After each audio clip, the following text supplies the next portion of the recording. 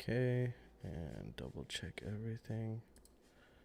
Hey guys, I don't know if I'm live just yet, but I pressed the button. So just give me a second to make sure everything's working. Okay, so this one here. All right.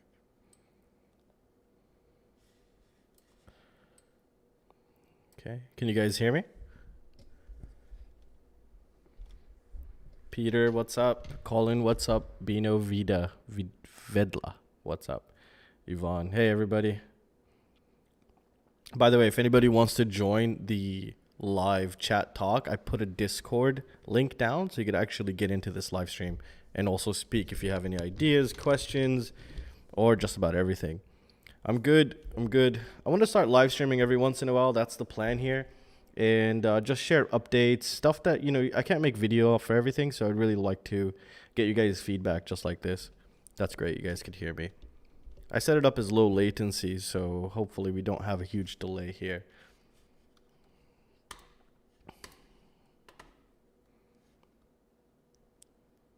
So yeah, if anybody wants to jump in on the Discord and chat with me also, I'm open for questions. And yeah, let's just see how many people we have currently. Let me just move this one here so it doesn't get in the way. Oh shit. Okay. Yeah, I might curse a little here and there, but yeah, just give me a second. Oh wow, we have 30 users. That's crazy. That's awesome. I'm not going to look at it because I don't really like to look at it. I'm just going to enjoy the time with you guys here. So we're going to be covering some random things, some random tech stuff you guys share with me. Also, I'm going to be talking about getting your feedback on a couple things that I want your feedback on. Also, we're going to be talking about the AI stuff currently. And yeah, oh, Vitroid, what's up, Vitroid, Audio Geek? Hello, everybody. So yeah, we're going to be covering quite a lot today and also be showing you or kind of maybe clarifying how you would go about training the AI and the reward system. We'll actually open up GitHub and go through the code and I'll kind of explain it to you. It'll make sense to even somebody who kind of just understands slightly programming. So I'll try to make it as easy as possible for everybody. Hello, Codemaster. Welcome to the hobby. What's your thought on the Rush PFB? Which one's that one? Oh, yes. Where is it?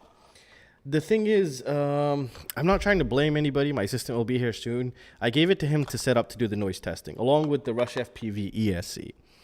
And I don't remember if it was me who screwed it up or he screwed it up, but what happened was we heated up too much, and then we accidentally bridged both of them together, and as we were cleaning it, we actually basically send it off the silk layer, and basically it was bridged, so we couldn't reuse it. I really wanted to test it out. It's pretty big, and you know, it has some decent characteristics, I would say, but you know, I don't think it's going to make a big difference more than a 1000 microfarad low ESR capacitor. I mean, it also depends on your space, how much space you have. So I don't know, just any old capacitor will do. Like for example, the video I think I did yesterday had a 470 microfarad Rubicon, and usually 470s you can get away with it, and unless you get like a really super cheap shitty ESC with barely any filtration, then you might want to look into a bigger capacitor, but it's gonna do good. It'll do more good than harm, so it's always recommended. I mean, it's that little filtering thing from Rush FPV is gonna be really good. But to be honest, you know, what's really crazy is because they released it with the ESC that they just recently released, which I noise tested. And, you know, when you get a package like that, you think, oh, shit, the ESC is going to suck. And that's why they're giving you this board. But when I broke the board and tested the ESC without it, I was actually quite surprised. I was like, wow, this is really good stuff.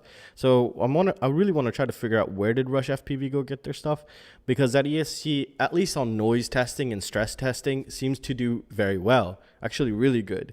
And that was really nice. I wasn't expecting that, to be honest, because I couldn't really see below it because it had so many little heat sinks.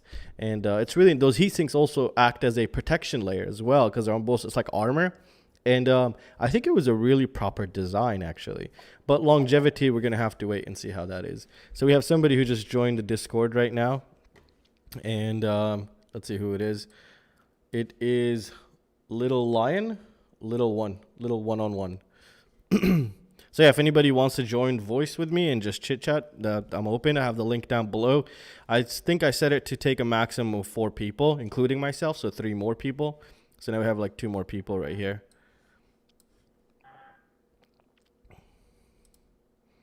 I think he's having a little problem there. I'm just gonna kick him out for a bit until he fixes his thing. Is it ban or kick? What should we do? No, I'm just kidding. We'll just disconnect him for a second. There we go. I'm just gonna mute this for a bit. And nope, it's that way. Okay. All right. So let's see your guys' messages. Codemaster, was it you who just joined the Discord? Let's see. I'm in school. I can't hear anything. Can you guys hear me? No? Hopefully. Let's see. Did I do something by mistake? Oh, shit. No, everything looks fine here. Okay, so let's see. Andrew Hollywood. I wish there was an HTML version. Are you talking about AskFPV? If anybody's a decent PHP developer, let me know. I'll give you the protocol for the API system for the AskFPV. I really want to get that done. Right now, I had a huge problem, like really big problem. I was using some shitty JSON database thing, and I just to half-ass the work, kind of get it out as soon as possible, the AskFPV application. And I always had a feeling it's going to come back and bite me. And ever since I released it, I did start to notice issues, like some phones were sending corrupt data and it'll break the whole table. So I had to keep backing it up every hour or so. Sometimes I forget, and then I lost a lot of notifications data. And I've been behind the scenes working on replacing the whole backend from that JSON database to an actual database like MySQL, Node.js. And that's what I ended up doing. I've been actually working on that for the past couple of days. And then yesterday, 2 days ago, I lost like 10% of the users, but it's okay. Once they log in, it comes back. But the issue there with those 10% that I lost, the relation between them and their posts and their questions got lost. But if they email me, I could fix it. So I just have to connect that this was his ID, and then everything gets connected back up. But knowing how the real world works, not everybody will contact me, not everybody will see this message, not everybody will hear this. So I try to kind of post it everywhere as much as possible to get as much attention as possible to that issue, but it's very difficult to get to everybody. So, it's almost impossible, really, to be honest. I was thinking maybe of creating a special Twitter page just for the application for updates, news, and if people are having problems. So yeah, the AskFPV one is the one I'm talking about. I am planning the web version, but before that, today I'm actually going home. I prepared my stuff. This is my little baggie here. Right now, what I'm trying to do is save a bit of cash. I need RAM from my PC at home. So for my Hakcrc, or the AI training PC, I just take this RAM with me home and stick it in there and work on the application, because I don't want to stay here till 1 in the morning, 2 in the morning. So I have a PC at home. I took a PC home, and basically I'm just, taking the RAM back and forth, because that PC, I was buying it piece by piece. It's like a little spare PC that's going to do, it's not a really powerful PC. The one I have at home is like a 3600 or 3600, and it has a GTX 1060, which was my old GPU. And it was supposed to be like, I was buying piece by piece for it, because I wanted to keep a long-term AI training session. And then I have my big 3950X here with like 32 cores for my quick development and prototyping of the AI, which I'll be actually doing a lot of tutorials on here as well. Oh, here's help for the HTML version. Thank you, Andrew. Thank you, buddy. That's really nice of you.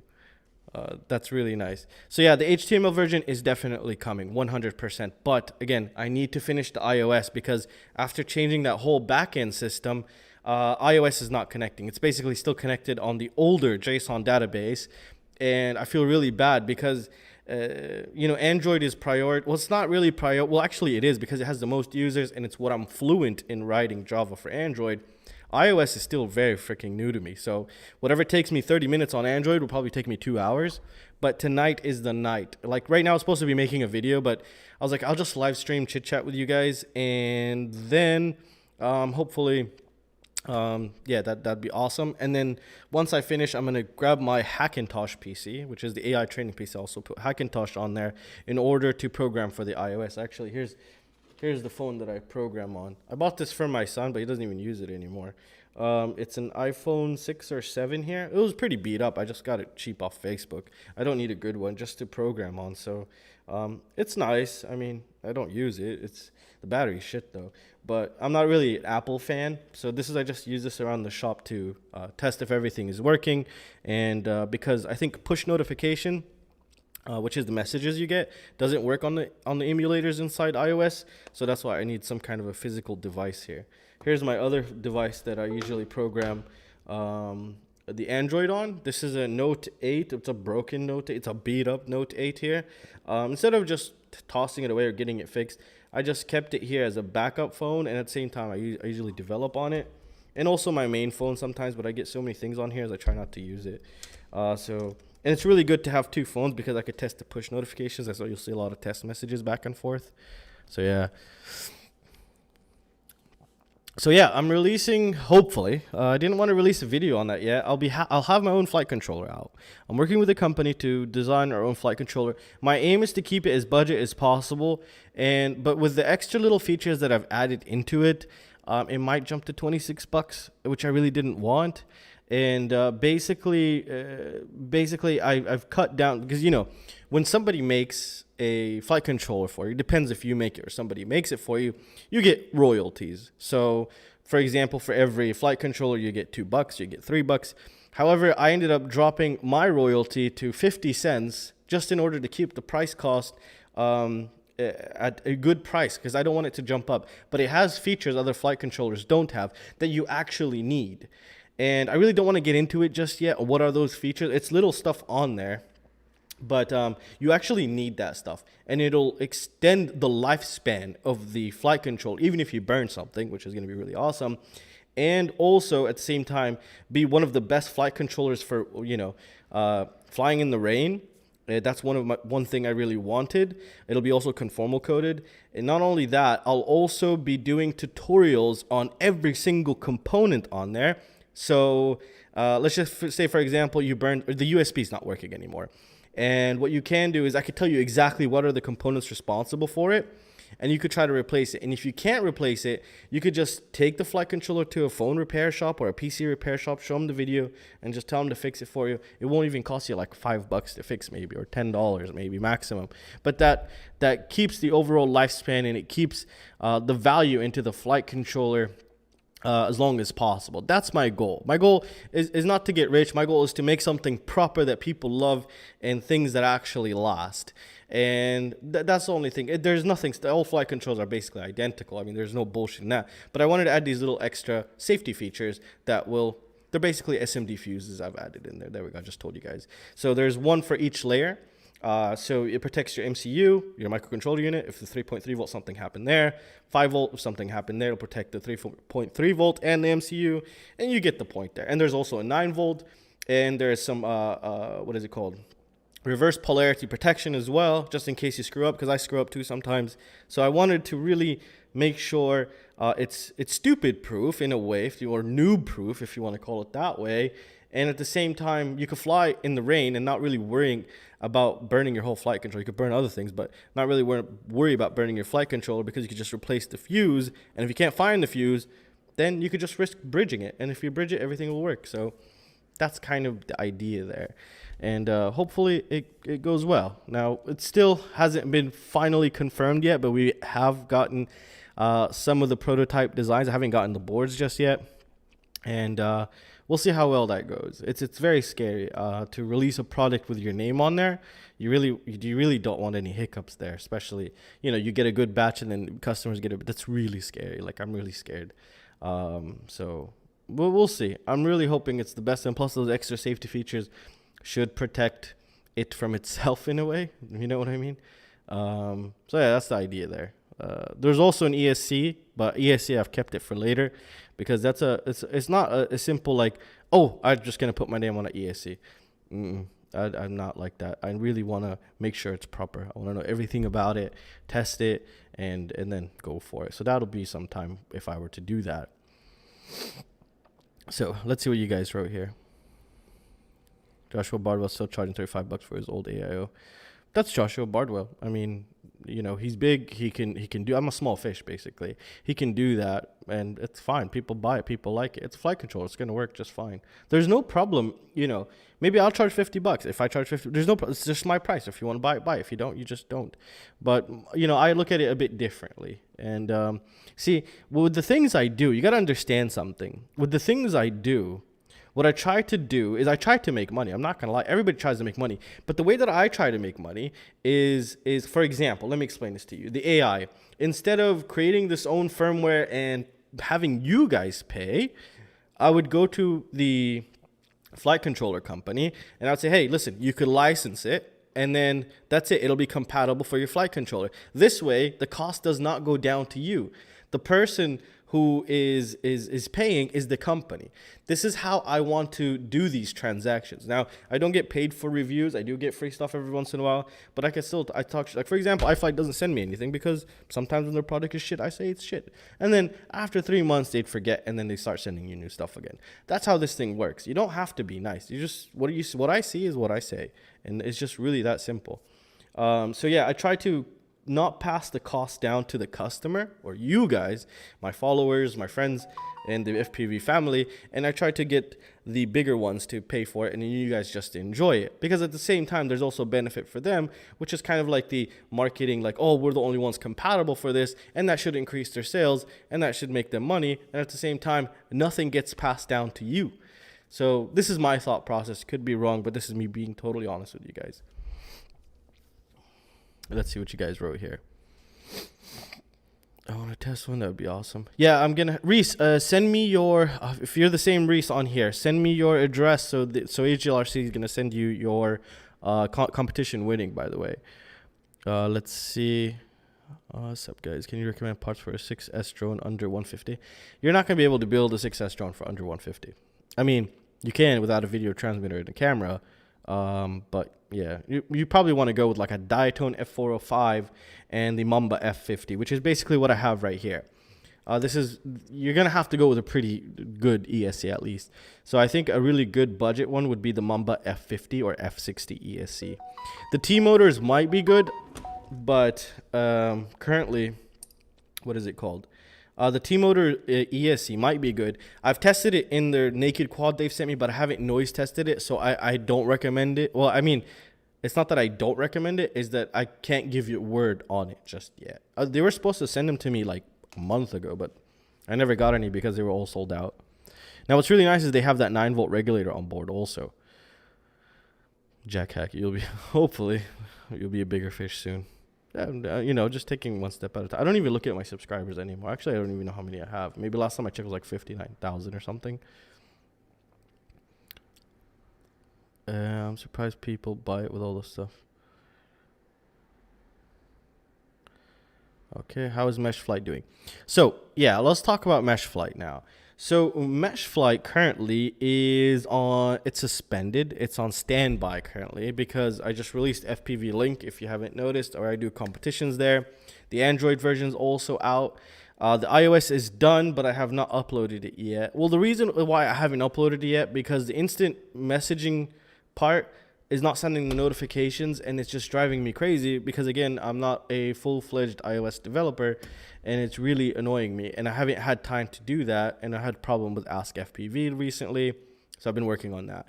The Mesh Flight will begin after I fix the iOS AskFPV application, not the FPV-Link application, and which should be hopefully within 24 hours, guys. I know the iOS are always going to be kind of left behind for now, because again, I'm not that fluent, but as time progresses, I'll get better and better, or I might just completely ditch the current native language of these phones and probably go with some sort of a cross-platform, like a Flutter or something of that nature for those. And then I could just, you know, make the change on one and it happens on both. Let's see. Can you sell Eoshin EV800 goggles? I don't have any Eoshin EV800 goggles. I will have a stack option, but the thing is, if I plan to put my name on the flight control and ESC, it'll be from different companies, so that would be kind of difficult, unless the vendor, whoever buys it, for example, Banggood or GETFPV, put them as a bundle together. That's a different story. I might also have a motor in progress, but motors are a bit difficult because it's, I don't know. We'll see, but the motor is still too early to say anything, actually. I don't even know why I said that. Let's see. Peace out, Reese. Good luck at work today. So Roberto says, do you think that DJI will buy out Rotorite to get Fat Shark? I mean, DJI has deep pockets, like really deep pockets. Like they could buy them like nothing if they wanted to. It's not a problem there. And there is no reason for them not to sell if they ever got a good offer, or if maybe they're already planning on doing that and they're executing it correctly. Now, me personally, I'm not a fan of the DJI goggles, and the latency really bugs me. And maybe it's just me. I've tested on the normal, the Cadex, and I just can't fly close proximity. One of my friends swears by Flutter. Seems like a good platform. Yeah, Gal. I've gotten a bunch of people wrote me to try out Flutter. I've never used Flutter. Before that, I did try one of those, but that was like 5 years ago, and it was a piece of crap. I forgot what it was called and who made it. Maybe it was done by Microsoft. No, I don't think so. It was called Hakcrc or something. It's not even available anymore. But I was using that, and it was just absolutely terrible. But Flutter, I did just like maybe a 10-minute research, just looked around a little bit. And it seemed that it would be pretty decent for the type of application I'm using here, since I'm just doing basically HTTP requests. And should be pretty simple, just list views, and that's all it is really. It's just requesting the data, puts it in a list, and then you click on it, and then you just post and read. It's a pretty simple application, but it's going to have more features, which I will be implementing, and I'll be talking about also. So yeah, sorry about back to Mesh Flight. I went all the way around. So Mesh Flight, I'm hoping, well, just its simple answer is after I release the iOS version of AskFPV, the new updated one, then that's going to be the next steps. I'll be also creating tutorials, by the way, on how to train it, how the reward system works, and then maybe we can all go ahead and and train together and collaborate. That's the whole idea here. Yeah, Gal lives in Israel. I saw that. I don't know how the hell did I figure that out. I saw it somewhere. How is it down there, by the way? Fat Shark's latest HD modules has latency on par with analog. Now, Roberto, so I was really thinking about Fat Shark, okay? Now, if the latency is really, listen to this. So my expertise, maybe if you might want to say it that way, is I am mostly into transcoding IPTV systems, just hardcore transcoding. And basically what they're going to have to do is drop the quality pretty significantly in order to reduce the bit rate. But then, the thing is, even if Fat Shark drops the latency, the video quality is going to go down also with it. But then it makes you think twice, because, well, now this HD quality is basically just like the FPV analog quality. And it's really hard. I honestly don't think within the next 2 years we'll have a decent low latency HD system. Now, maybe this is a bit too far-fetched, but when I really think about it, it might have to be like, right, the technology isn't up there right now. It might have to be some sort of a 5G technology in a way.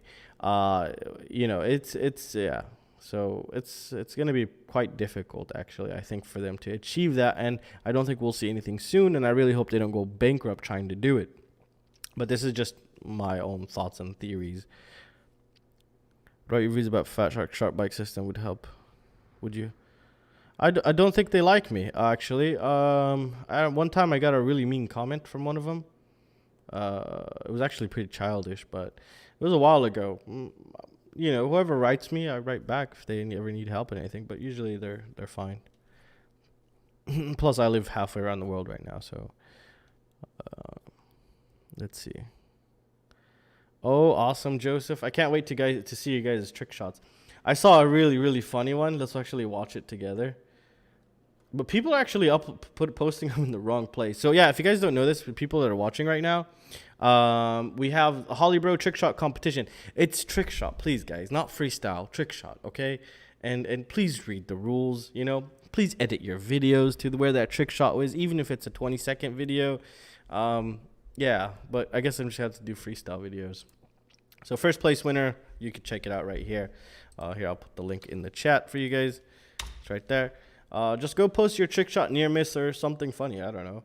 Let's see. There was one on Instagram that was pretty funny. This one right here by GETFPV. Check this out. This is so sick here. Watch. Hopefully you guys can see that.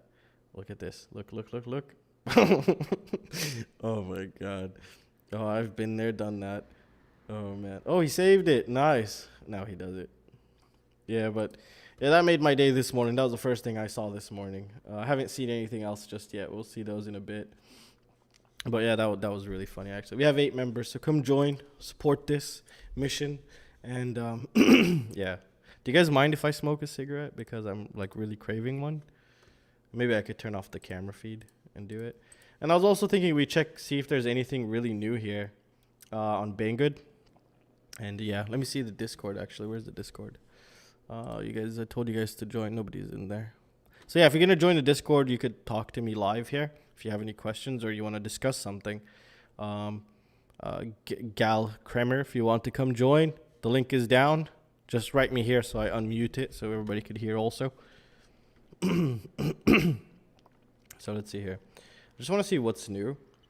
I was thinking of doing Tech Tuesdays. I bought a bunch of like USB-C stuff from Banggood just to test out, especially those cheap USB-C docks with HDMI, because I wanted to know if those will actually work, run decks. I don't know if you guys know Samsung decks, if those cheap ones will, and it actually did really nicely too.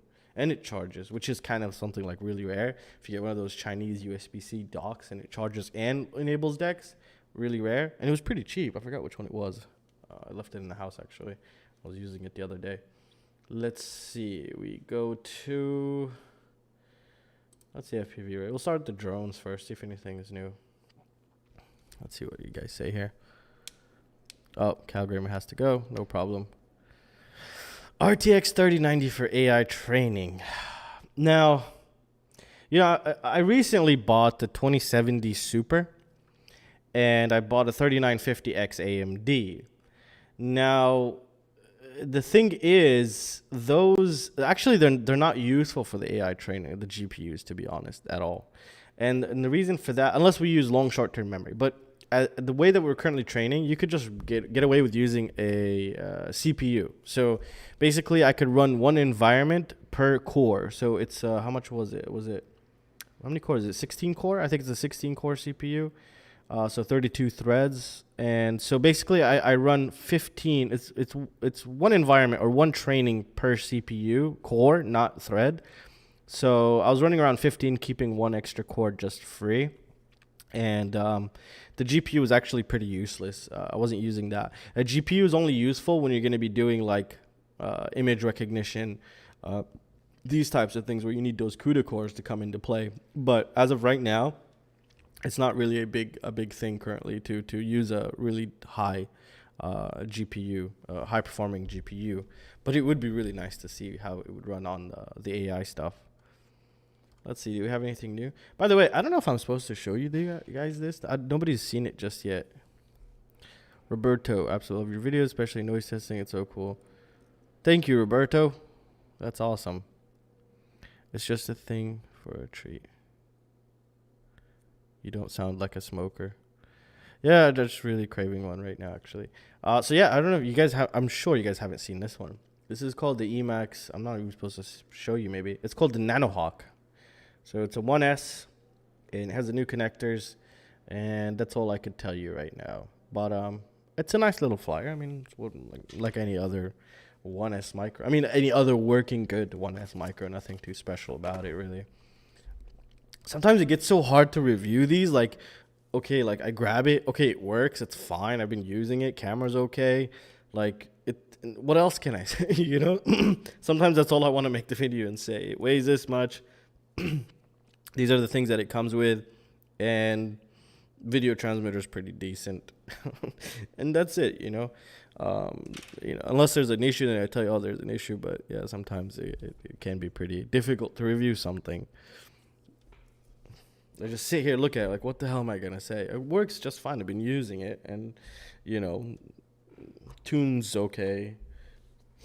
Because for me, I don't know about you guys. For me, at the end of the day, as long as it flies good, it's very reliable. That's all. That's all it is. Audio geek, yo, dude, smile. I'm not serious at all. I'm actually looking for my lighter right now. I don't know where the hell I put it. I always lose that shit. Where is it?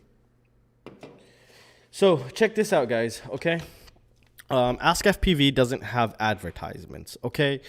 And now I'm not planning on putting any anytime soon, but when I need to upgrade the server, I will have to.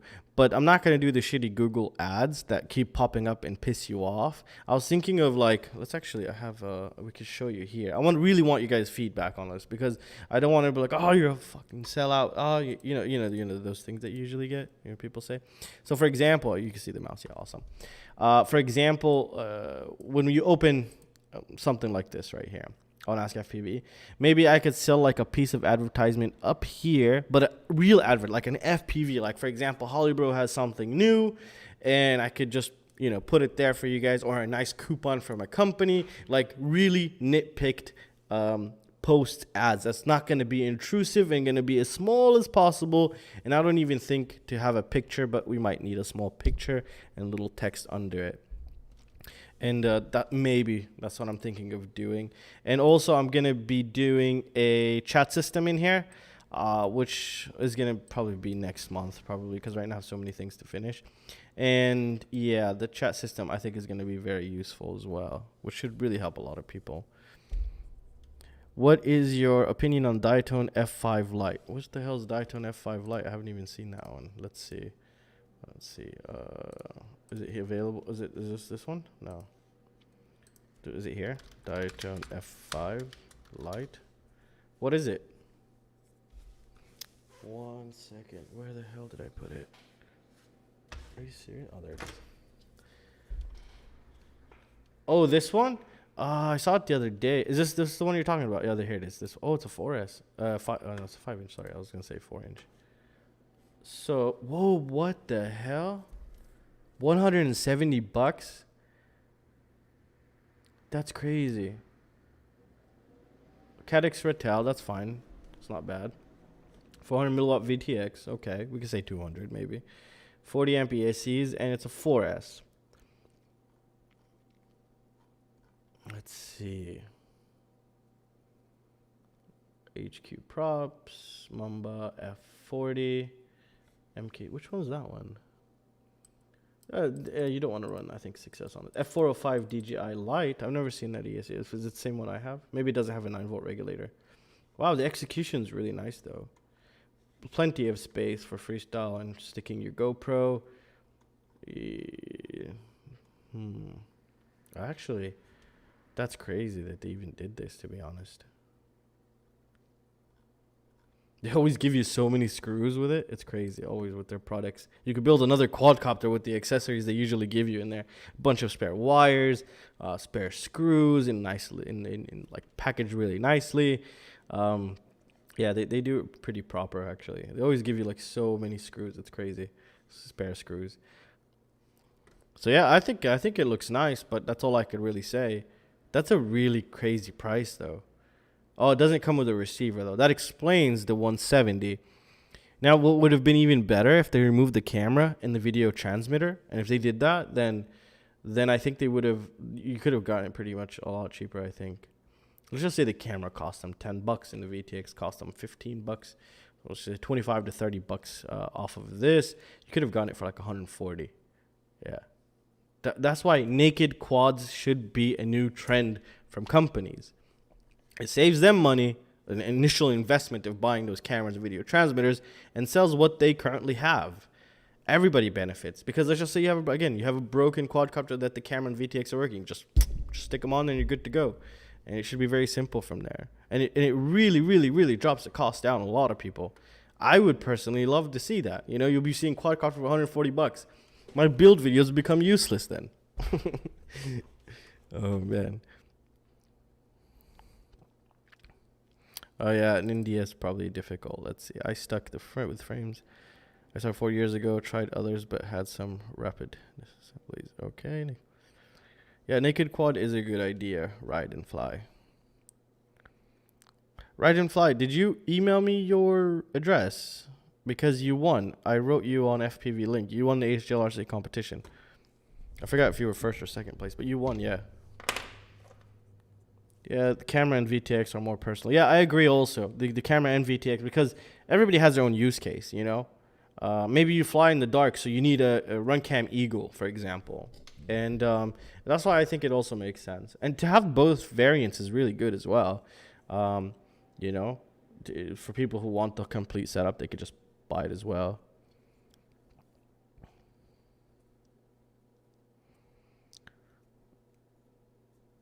Let's see. Do you have No, I have zero experience with Spectrum. I haven't even used it once. I haven't even touched a Spectrum, I think, transmitter ever.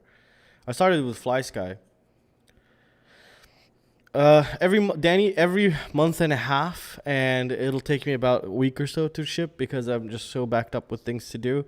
Right now, last night I implemented the reward system, by the way, in the new application. You don't see it, but what you'll be able to see right now from that, really, because I don't want to put too many features just yet, because then the iOS will be really far behind.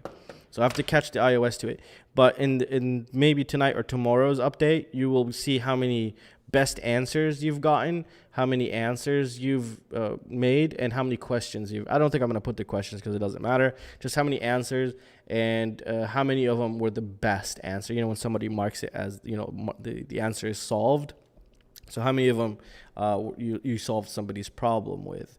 And I'm still debating on how I should pick the person that helped the most in solving problems.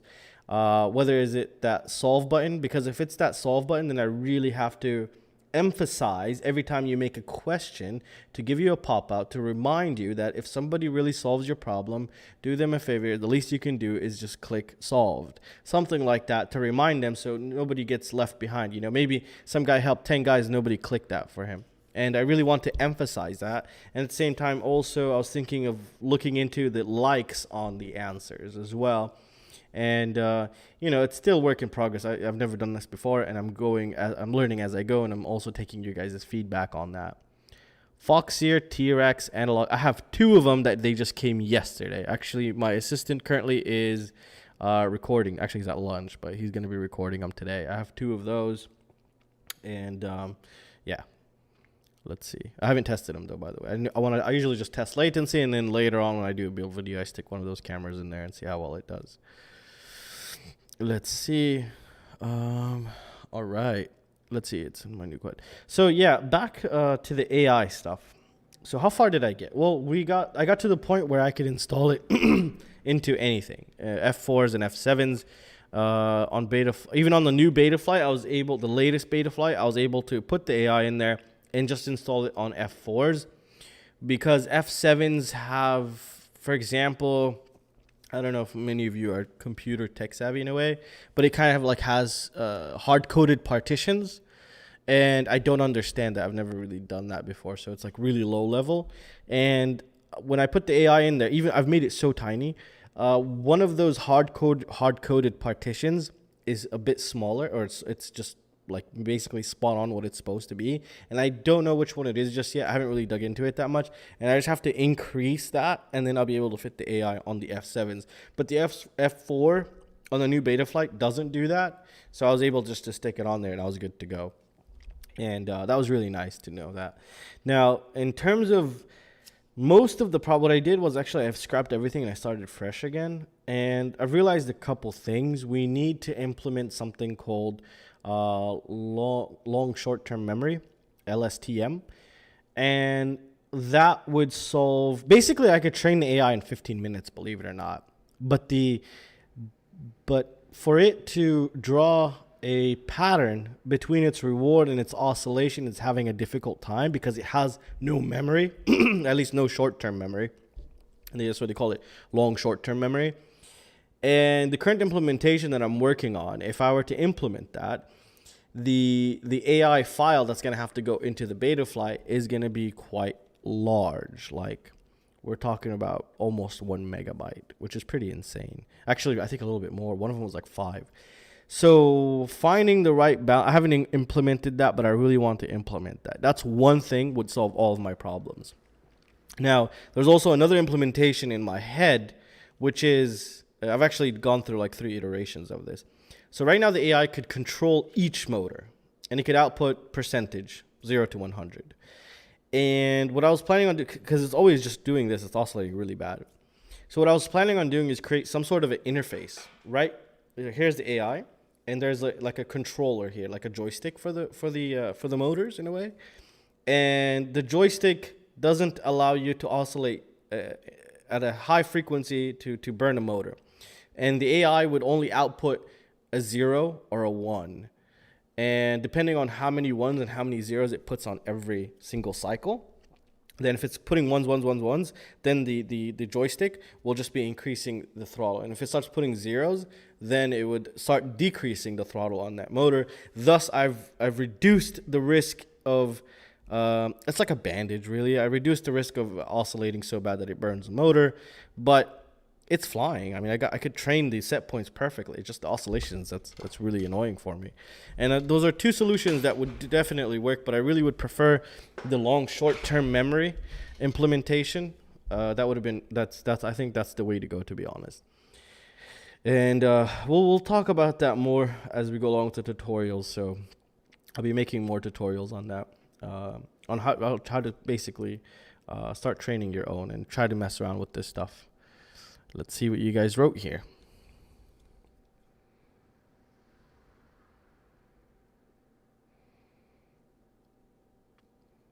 SWGFPV. Well, SW says, I think it's a better idea to see who replies most, to be honest. Now, who replies most? Like, let's just say you've done, like 5 people did that, and they all have 400 replies, but maybe some of them weren't useful, I'm not saying that I'm not going to go that route. I will have my assistant go through them and also talk with them. But I'll also need help later on. Hopefully, if this thing starts generating cash, I could give somebody cash also to help me. But as of right now, there's nothing. So yeah, right now it's just going to be kind of like the wild, wild west currently. I'm trying to get it as best as possible. And I will even go in there and mark them solved by hand, or have my assistant look at them, and maybe a couple mods with me on there look at them and say, yeah, this seems legit. But it's a very, very difficult topic because, again, it's still, I think, a bit too early. But I will definitely see who's replied the most. I could totally see everything in the back end and go over and see what I think is proper. And yeah, so don't worry, I got your back. Drone mesh AI, it can't become Skynet because all it sees is gyro data. That's it. It doesn't see anything else, so it can't become Skynet. It's not connected to the world. It has no, it could chop your head off though, but it won't know where the hell you are unless we give it GPS coordinates. But the AI that we're working with, it just only sees just the yaw, roll, and pitch axes off the gyro. So yeah, it could run away basically. All right. But it's not too hard to have a look over and see. Yeah, I know that. Yeah, correct. I'm going to create a special mod back-end web panel that makes this stuff a bit easier to see here also. You could either have more accounts and start answering your own question.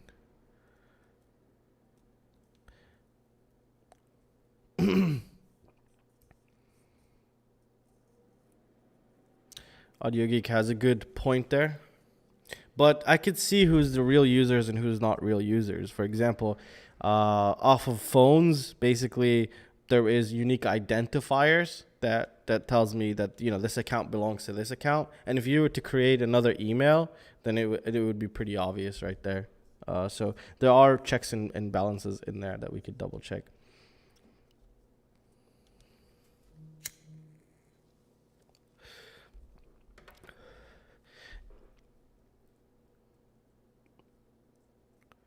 What engineering response? I have no idea what you guys are talking about. Watch people dying inside. Let's see. You can see up. Okay, I don't know what you guys are talking about right now. let's see some new products actually. So really quickly. So yeah, by the way, the competition, if you're new here, don't forget to go join the competition. It's on FPV-Link. Everything's linked down below. And yeah, and also I got a special coupon dedicated for Banggood. You get 7% off of anything RC related. And if it doesn't work, come back, go off on me so I can go off on them, because I am sick of looking like an idiot when it comes to their fucking coupons. So yeah, make sure you check that out if you're going to make a purchase. All right. All right, let's see. We're going to see new products currently. And then we're going to go see the trick shot competition. So I'm planning on doing another trick shot competition later on down the line, but inside simulators. So I think that would be really fun and really interesting. You could record your tricks and gaps or some crazy cool thing that you did. And we could have a competition for that. You know, we need stuff like this. We don't have anything like this. We need to kind of spice it up, you know, see some new stuff, because your freestyle cinematic are freaking awesome. I'm not saying that, but also, you know, we could do trick shots. You know, somebody throws a hoop in the air, and then you try to fly through it, stuff like that. I really want to see stuff like that, and I really want to probably try some of that later on, probably next year when summer starts. Actually, let's see what we have here. I'm just scrolling just blindly.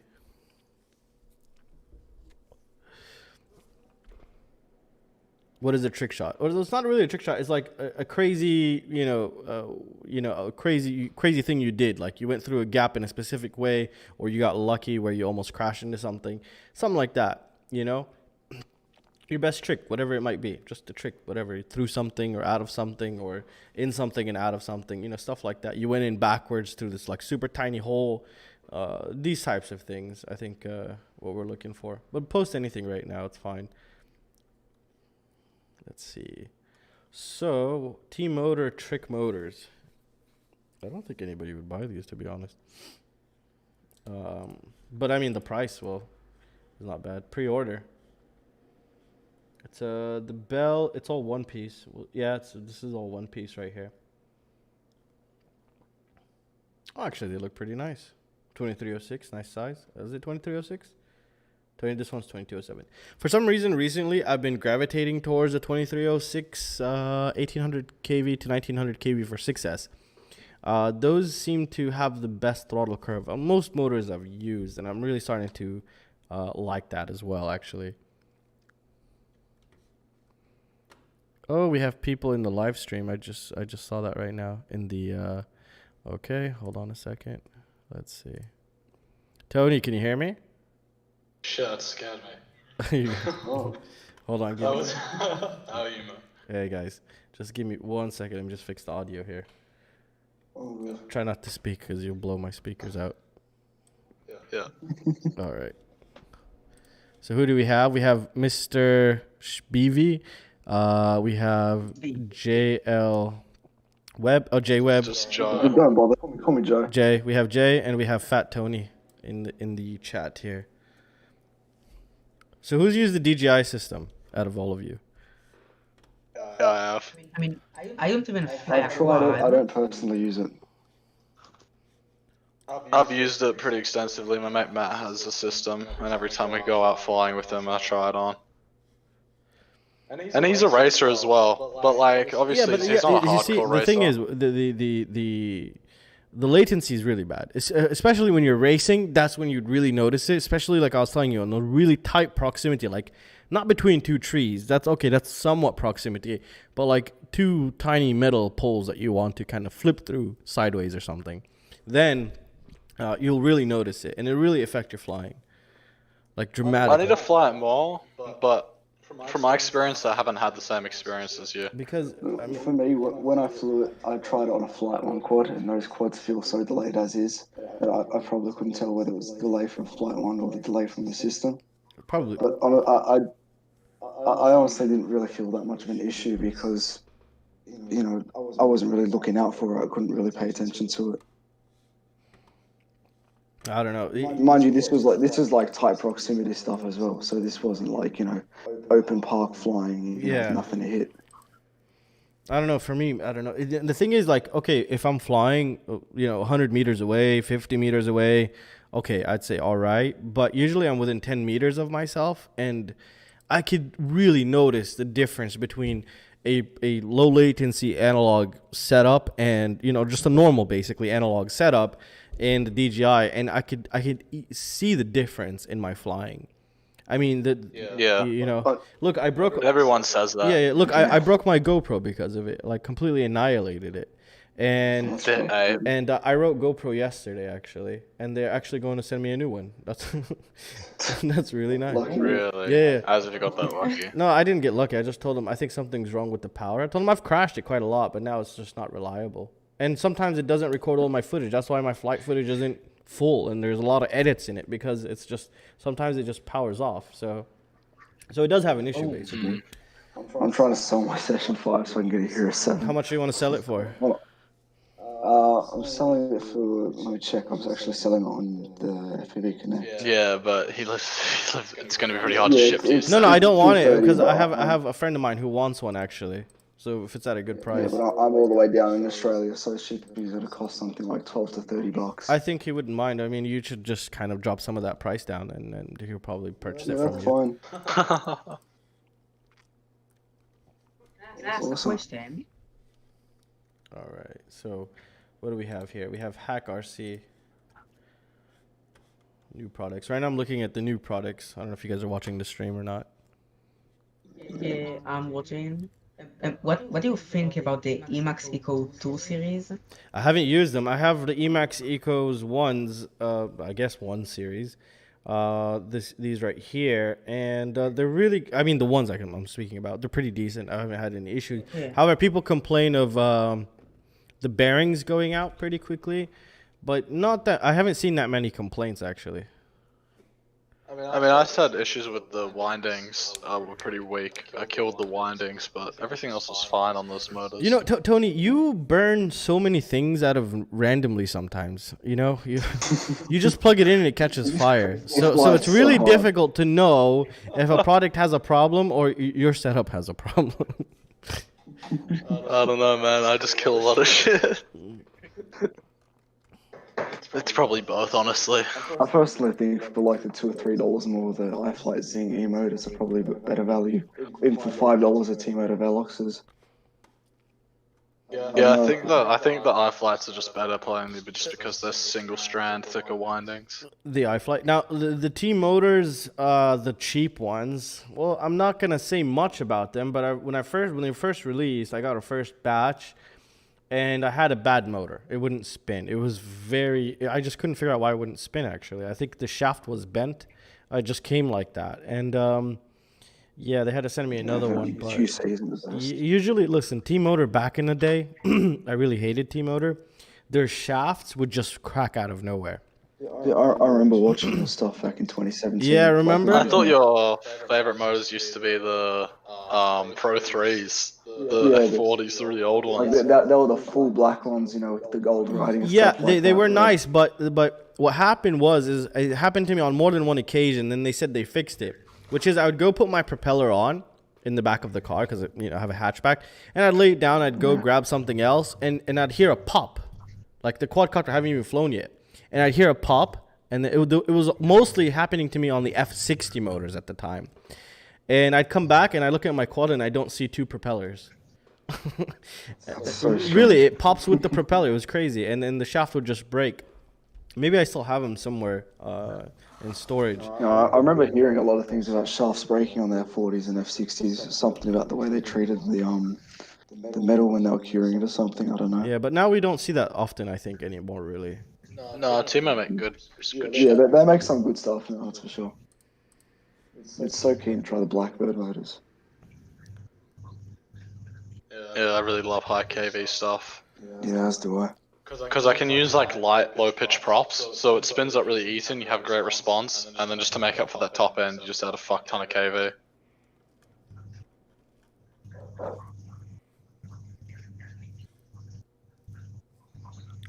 My dynamic range is not good on the Cat 2. I haven't used the Cat 2, so I really have no idea there.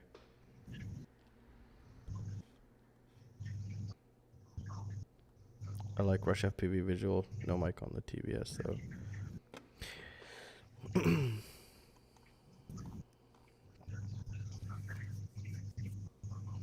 Oh, did you see it, Maytech? What They do you released an think H7. of This is new. Yeah, I did see I that. just saw that right now. That's crazy. That's the MPU 6000.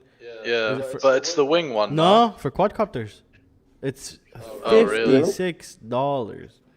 Holy shit! Did you see the iFlight 20x20 board with 55 amp FETs on it, like an all-in-one board? Sorry, what? I think It's a That's the first I've heard of it. I think what's his name was. I was talking to Kebab FPV the other day. He was asking me what is one of the best all 20 or Whoop all-in-one AIOs, and I think he said something about that one, but I don't really remember. Well, I just want I'll link it to you. give me a Check second. your I DMs. want to check this. This is yeah. I thought it said iFlight. So Maytech finally released their H7 here, $56, and 480 megahertz, 1 megabyte of RAM, 2 megabyte of flash.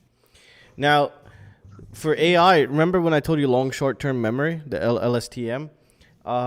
This might fit, by the way. This might fit that, but I don't really remember how big those files were. I need to double check that later on. Well, anyway, long short-term memory adds a bit of space. But I mean, I don't think on the F4s at least we were close to filling up their memory though, were we? I thought we had quite a lot of headroom. No. When I enabled long short-term memory, the protobuf file went up like quite dramatically, actually, like a lot, couple megabytes. And this one, really? Yeah, like right here, we just like look, this one 2 megabytes of flash memory just on this one. The other ones I think were 1. I don't remember actually. The F7. The F4s have 1 megabyte of flash memory, I remember. And the F7s have less, I'm pretty sure. Oh wow, 2 megabytes of flash, that would be so useful. Yeah. Yeah, but we were mainly just flashing it on the Kakute because that had even more RAM and more room. Because I had that big F7, the big boy one, the F7 So it 4.5, has, I think it's holy called. crap, they have all the way up to 12 motor outputs currently on this one. Let me send you the link. Yeah, Check it out here. It's on the chat. That's just insane. Yeah, check your DMs. Look at the iFlight board I sent you. The H7 has the same H7 processor as the. This is on Instagram. You sent me. Yeah, I know, because they only uploaded on Instagram. Yeah. It's not released yet. Okay. Oh, they're using the metal FETs? No. Yeah, Oh, they're and two they're good. boards. I Two used boards. them We for have a an while. F7. We'll just like that right there. No, they're both H. Oh yeah, one's F7. Yeah, sorry. The one's H7 and it has the fucking. So FETs. I How like crazy the is fact that they showed us both sides, because what we see here is it's dual FETs, like separated separated 2 FETs for each phase, and that's what you want. And is this? Oh, it's a Whoop board. This might 20 by be 20. this, but the color is so ugly. No, it just looks. It's just because it's probably pre-production, so that's why it's green. Probably it will probably be the iconic iFlight blue later. I'd make it purple or black. Yeah, white purple. No, because it's different. Or white. White is really nice. I actually have a couple white boards. Nah, next to me. white. Isn't it expensive to do white PCBs? No. No. You always see the flux on the whiteboards. Oh, you're right. Oh, good catch there. So what is that? A shunt resistor? That's the purple. We have shunt resistor right there. I think that's a shunt. I don't think it's a shunt. I think it's one of the special ones where it doesn't, when it like Low resistance. doesn't run through it. Yeah. Okay. And it's STM. It's BL32 as well. They're not even using they actually have a FET driver as well, which is just crazy. Is that a barometer? Look at the F7. Because you can see the crisp. No, I think that's the oscillator. No. Look. Okay, if you're looking at my screen, let me actually zoom in here. Oh, there we go. So you can see here. Here's the flight control. Look, There's a hole in it. This is the resonator for the flight controller. This is the one for the OSD. This is a 27 megahertz, and then this is they even have a barometer on there. That's crazy. That is wild. Yeah, but how much do you think it's gonna cost? Like $60? That's the thing. Probably 150. And these that's Australian. these FET Probably like 120 US. these FETs are really good.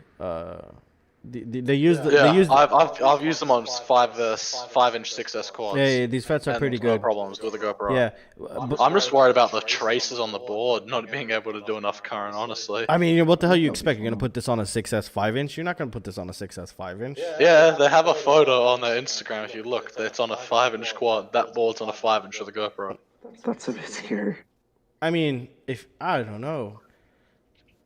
It's just crazy how much they can fit on the board, right? Because I remember when we were designing flight controllers, we were just struggling with a full 30x30 to get an OSD on there. Well, I was at least. Yeah, but don't forget they're using more than one layer. They're using more than 2 layers. We were just trying to do the thing with just 2 layers. But look, this is a different type of barometer, I think. Look at the H7. It looks like, because it seems like a barometer. Yeah, right there. it's no metal casing. And the H7 has the better FETs. The F7 doesn't have the good FETs. You can see that right there. And what else do we have on there? I'll be laughing. Not much filtration. If they put 9. Oh yeah, there's no filtration at all on this thing. There's some. Yeah. Oh yeah, a little bit on the other side. But I mean, what can you expect? Yeah, man? you can't complain here. Just put a capacitor. Just add a big cap. Yeah, but they should have put holes for the cap though. I can tell you that right now. I mean, there's sort of holes in the. Not really. Not really. I wish they were M3. I'm just looking if they have a 9 volt, but it doesn't seem like they have a 9 volt. I can't even. Yeah. No, I zoomed in. Oh, there's the 5 volt right. Yeah. I mean, I wonder if this can take. It's crazy that there's a fucking 5 volt rig and whatever on this board. Look how many UARTs as well. Like, it actually has a good amount of UARTs too. Yushin just made really good goggles with Sky Zone. Yeah, I told you guys this a long time ago. They're really proper. Now Sky Zone's gonna release their new ones. I think with the bigger field of view currently, and mine I think is on the way or stuck in customs right now. I have no idea. Peter, 18650. 2 months later is okay. Yeah, the Sky 04X I think they're called. I don't know why they called them X. Aren't they supposed to be O's because they're OLEDs in there? I don't know. It's just a shame that they're releasing them at a time where DJI is becoming more and more popular. I honestly don't think Fat Shark could get pretty far currently with the current technology that's out there. There's no way. I mean, really, like I was talking about this earlier. Probably the only way for Fat Shark to get, like, they could probably get low latency, but the quality is probably going to be equivalent to an analog, but the breakup of the analog will probably still be better. And I think to do something, you really can't. I don't think they're gonna outdo a DJI at all. There's no way, because with DJI, the way that works, it's kind of like a TCP signal, so it gets information and then data that it misses. UDP, not TCP. No, TCP. Who told you that? Because DJI. Because it works like a TCP system, so when it misses information, it actually sends back to the air unit and goes, "Can you send this again?" And then it gets it into the goggles, the information that it missed. Where did you read that? That's why the goggles transmit. It's from DJI. And the Fat Shark system is a fixed latency, and the way they do it is like a UDP system, where it just doesn't care if it drops packets. It will. Yeah, like an analog system. Like an analog system. Yeah, like an analog system. It's just a more complicated analog system, honestly. The Fat Shark thing, it's not that good. It is fixed latency. The Fat Shark is listen, like I can show you how to create your own HD system. To be honest, it's not that difficult. What you can do is for example, we could just start. Let's just say Raspberry Pi for example. Here we have 2 of them, and they're connected to each other over Wi-Fi. They both have an IP address.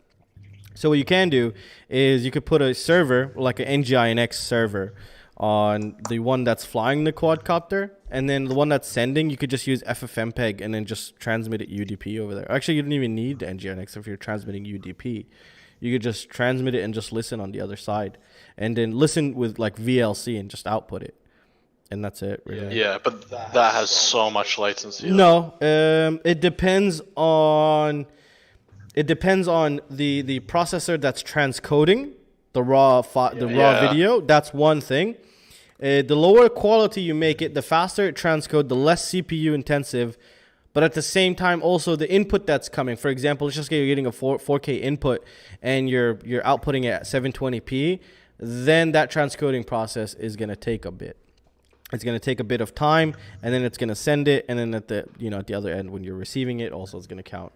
Because I remember when I used to work in IPTV, we had to reduce the latency as much as possible for sport games. because like somebody in Germany could see the goal before the guy in Netherlands. You see what I mean? So we had to try to make that all confined, because sometimes there was like about a minute of latency, and yeah, that was a pretty difficult thing to do. But we got it down to like 30 seconds or something. But we also needed CDNs. But yeah, that's a different story. Yeah, Cyclop, that is the reason why spectators have a worse signal. It's because they can't request the dropped packets. So yeah, that's right. Yeah. I mean, yeah, the hardest bit is just getting that transcoding down to the lowest latency. That's where DJIs have so much experience. All the transcoding is here with this. FFmpeg. FFmpeg does every single transcoding that you've ever seen online or anywhere. Yeah, but like DJI just have so much experience to sending the compression. Sorry, not the. The transcoding is the compression, buddy. Yeah, same thing. Yeah, but you know what I mean. Like DJI just can do it so efficiently because they have so much experience. That's why the system is so good. I think it's more about the protocol, and it's all about there's so many variables. For example, how much data the camera is bringing in, and the CPU that's transcoding, and then the connection, the wireless routers, the speed of the connection between the two devices. And then obviously the other side, which is the one that's going to be decoding, which is your goggle, and that one's latency also. There's a lot of things to be played in there. Now, you can make a super low latency system, but it will cost you an arm, a leg, and some other stuff also. So probably be pretty big as well, though, right? I reckon you can get it down to a similar size. I don't know, because I don't know if you've seen recently what AMD has done. AMD released their own Raspberry Pi edition. I don't know why it's not getting a lot of attention. I saw it actually quite a while ago. Now they're going to be releasing even newer ones. It's awesome. If you think about it this way, you could say, those, what are they called? The NVIDIA Jetsons that you use for AI with the GPUs. You could think of two devices kind of like that. But you can actually make them smaller. So it's not going to be really that big to do that. And I don't know, it's really complicated actually. But then you need to go and figure out the network speeds and then the network chip and everything. So there's a lot of things. Just a lot of work. Yeah. There's a lot of variables. And if Fast Shark is trying to keep the cost down, that's going to be very difficult. The only way to get like super crazy low latency, maybe even better than analog, is probably 5G, and that's about it. What do you mean 5G? In what regard do you mean 5G? Well, 5G, the broadcasting kind of chipset that they're using, or the way that they're using it, if it becomes available in some way to do it on a miniature level. But yeah. I don't know. Let's read the chat. Call me odd, but I really don't want to switch to DJI. Something about analog breakup makes me feel safe. About a frozen screen. Yeah, you have no no confidence with the DJI. I had a very similar. No confidence. Yeah, with the I had a DJI. very similar thought. But from what I've seen, when you actually get a frozen screen because you've gone too far away, it recovers pretty quickly if you can recover, which is pretty likely that you can recover. It takes about half a second. But yeah, the breakup. Even on digital. I totally disagree with you, Tony. I agree with you if you're a park flyer and nobody's around, but if you're around, if people are around, and also you have things that you're not supposed to hit in the area, then it's really scary. I mean, I have no confidence and no trust in it at all, no matter how many milliwatts I'm outputting. My experience is much different than yours. I mean, I could fly it just fine in the park. I have no problem with that. I'm not saying it's terrible there. I'm just saying on a very sensitive place that you have to fly, I would not use DJI. Yeah, I totally agree with that. But if for just park flying, and I even think for long range, it's very suitable. But yeah, if you're doing tight proximity, I think it's just a no-go. Tight proximity for me was fine. It's just knowing the fact that you have to anticipate that any movement you do is going to literally feel sluggish. That's probably the I don't know about that. It's just the variable latency, knowing that every move is going to feel the same. No, I tend to overshoot and undershoot with the DJI. Yeah, that's what I mean. That's probably because of the variable latency. Yeah. And like, I don't mean to call Rotorite shills, but it's just a bit hard to really know if they're just giving all the downsides of DJI as well in their videos, because they're the people that fly it the most, and you never hear the bad side from Rotorite, I don't think for the most part. Rotorite is an entertainment channel. Okay, that's what it is. They have to make the money to survive. They have to do what they have to do. They make some nice videos. Remember with the Charpu video, the one where they went to a shooting range and they had those guys try to shoot down the drones. I watched that video the other day, that's what Rotorite is. You know what I mean? It's an entertainment FPV channel that's also bringing in or attracting more people into this hobby, which is also always really good. But you have to look at more than one source. You can't go to one source and say, yes, this thing is really good. See other people. What I usually do is when I'm gonna go buy a product, especially one that I'm not very familiar with, is I do the normal reviews, like what people do, and then I'll start on purpose adding, the same name of that product, broken or broke or an issue, like in the Google search results, and then I see what issues people have, and then I base everything upon that. And that's how you're supposed to kind of really look at a product if you're going to pay a lot of money for it. So that's what I usually do. You can't just go to one place and, that's it. Because everybody has different opinion, different use cases, and there's a lot of variables involved. Yeah, for example, Sean Engel said, would they captured the arrow flying with, what's that guy's name? I forgot that guy's name. But yeah, that was really nice. Vanover. Yeah, Vanover. There we go. That's that guy's name. Yeah, that's a very good point, though. I agree with that. It's more of an entertainment channel. So yeah, I can kind of disregard what I said. Yeah. You see, because they don't claim themselves as review channel at all. Yeah.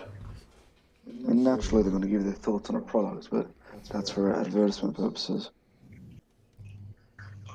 Totally agree. I have nothing against Rotorite. I mean, it's a business. That's what it is. It's a business of entertainment. There's nothing else to see from that.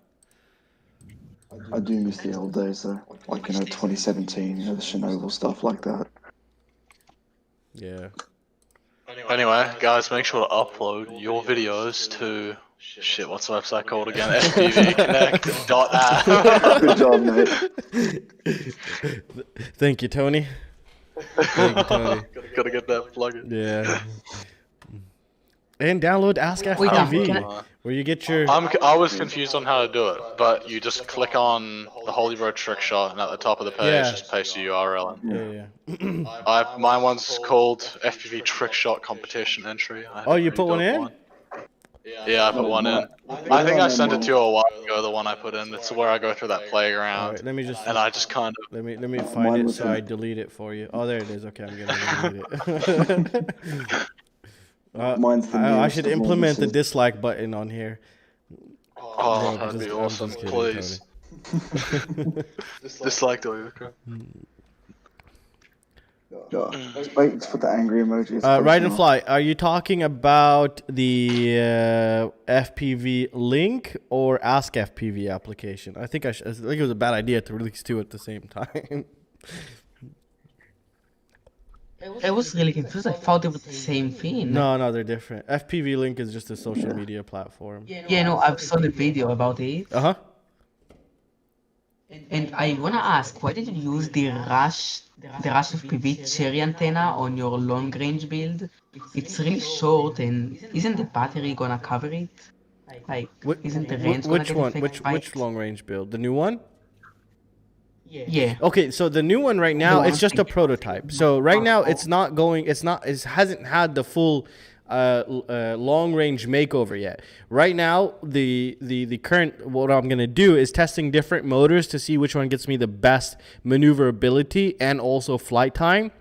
And once I find that, then I begin the process of switching to possibly the Crossfire, and then switch over and then play around with video transmitters as well. So that's it. That's what I said in the beginning of the video. This is the prototype. This is going to be my prototyping. What is it called? Okay, I lost the words for it. Setup. Yeah, it's a prototyping setup to find the optimal setup for long range. And that's why I chose what I chose. I just picked whatever I had with me, around me, to put it in, just to see how well everything is going to go. That's why I chose. Talking about... Sorry. What's up? Go ahead. Oh yeah, talking about Crossfire, I got some inside information about their new system they're releasing. They're releasing a 2.4 gigahertz variant of Crossfire, which is going to be a direct competition to the Ghost 2.4. So I don't know, maybe if you're going to consider buying Ghost or even just the regular 900 megahertz Crossfire, maybe wait a minute, because who knows what they're going to release. Mr. Steel was actually running on his Instagram live stream, I'm pretty sure. I can't confirm that, but he was running a very shorter antenna, which is typical of 2.4, since you can I wasn't paying. run short antennas. What are we talking about again? I was just reading the comments. My bad. Say that again. 2.4 gigahertz Crossfire. 2.4 gig. They should do that. There's no problem in that. They are. They're already doing it. It's gonna come out shortly, I think. Pretty sure Mr. Steele's running it, and I'm pretty sure it's Diversity. He was running 2.4 gigahertz antennas for his Link, which should be pretty crazy.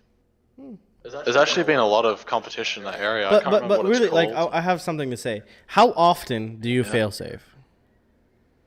Not often. That's not the point, though. The point is just like trying to get rid of the variants. There isn't really that much of a big demand on these things. But like you didn't like the variable latency on DJR, it's the same thing with our radio links. Our radio links actually have quite a significant amount of variable latency. I've tested that a long time ago. And especially when you get further away. On FR Sky, you can't go more than 50 meters and feel the latency go to absolute shit. Even beginner pilots will feel that. I need to figure out a way to test that, actually. I have to find. Yeah, bringing the oscilloscope out to the field. Yeah, that's what I'm thinking of doing. Like, I'm gonna get an inverter, put it in the car, stick the oscilloscope, and yeah. But it's gonna, I don't know. That's gonna be very difficult to test. Audio gig, I wouldn't worry. Crossfire still has its place. It's not a direct replacement of it. It's just like, it's probably not gonna be out till a while, but it's just something interesting to just talk. Actually, it'd be really difficult to test. Yeah. I think. Oh, you know how you do it? You do black box logging. That's how you do it. No, that makes no sense. How would the black box log tell me what the hell's going on? It can. You can record the frame timing in the black box logs. Okay. Similar way you can like check for smart audio. It doesn't make sense. Yeah. So, wait, no. How? Yeah, you can check the frame times in the black box logs. You can see them. It's a debug mode. So just like I understand that. I get what you're saying there, but how are you gonna measure the time where you actually press the button to the black box log? Oh, I see what you mean. That's where the latency is. Not when the Betaflight processed that information and actually did it. There's difference But there. it can see the gap, because if you're getting a constant gap, you can see where it dropped a packet and then where you would have got latency. But I see what you mean. Oh, no, I have a better way. You just gave me a really great idea, actually. So what I can do is I could maybe put an Arduino to override the switch on the controller, and it will and it will what it'll do is, let's just say it'll arm angle mode, but exactly for 1 second, okay? Yeah. And then but that makes no sense. What the fuck? No, it does, because then. Oh yeah, it's exactly 1 second. It's exact. No. Yeah. No, it does. It's 1 second. So if it drops a frame packet, if there's a you can see it because you're expecting it every 1 second. That works. That makes sense. Oh yeah, because we have the reference of that 1 second, and once it goes down. Yeah. It makes sense. So if it took a bit more than a second, but how accurate is the black box time? How low can we go in terms of? Let me just check how fast you can log. I'll just check really quickly. I think it's up to 8 kilohertz. Really? Yeah, I think it's up to the same as your. 8. Yeah, I think it's up. I thought for debugging. I'm checking right now. So if I'm running 8 kilohertz, if we have to modify the code with Betaflight, we could do that if we really needed to. Yeah, you can update as fast as your gyro rate, 8 kilohertz. Okay, that's good to know. I noticed this latency on FR Sky, especially packet loss with internet. Yeah, I agree. My mate switched to Crossfire, and that single-handedly made him a better pilot. Was not having that latency further away. I honestly never I'm trying to think of noticed, like, latency when I was flying my wings when I flew. Well, I was using a Horus, which I think had one of the worst latencies I've tested here. But I don't really remember feeling. Well, maybe I did feel latency actually. It was such a long time ago. It did feel kind of wobbly, but I was still also new to the RC wings. Maybe, I don't know. We have to test this somehow. I'm in the process of building my long-range wing as we speak. What's up? I'm in the process of building my long-range wing as we speak. Nice. There's a whole bunch of recycled quad components and 2 random 9-gram servos. Okay, so Audio Geek says that if you record at 8 kilohertz, you're gonna get faults in your log, so it's not as reliable. That is true. It is true. But if onboard flash is pretty fast, onboard flash is quite significantly faster than SD cards, so we should be okay in that regard. But I'm sure if we got some really high quality SanDisk one, we wouldn't get much drop. You can see when the black box log has failed, so I don't know. So who has this video transmitter, the iFlight Force 1 watt? So this guy on AskFPV ripped the pad, and he has a picture. If you look at the stream, we can see it right here. He ripped that one. If he just traces it, I think it'll be right there. No.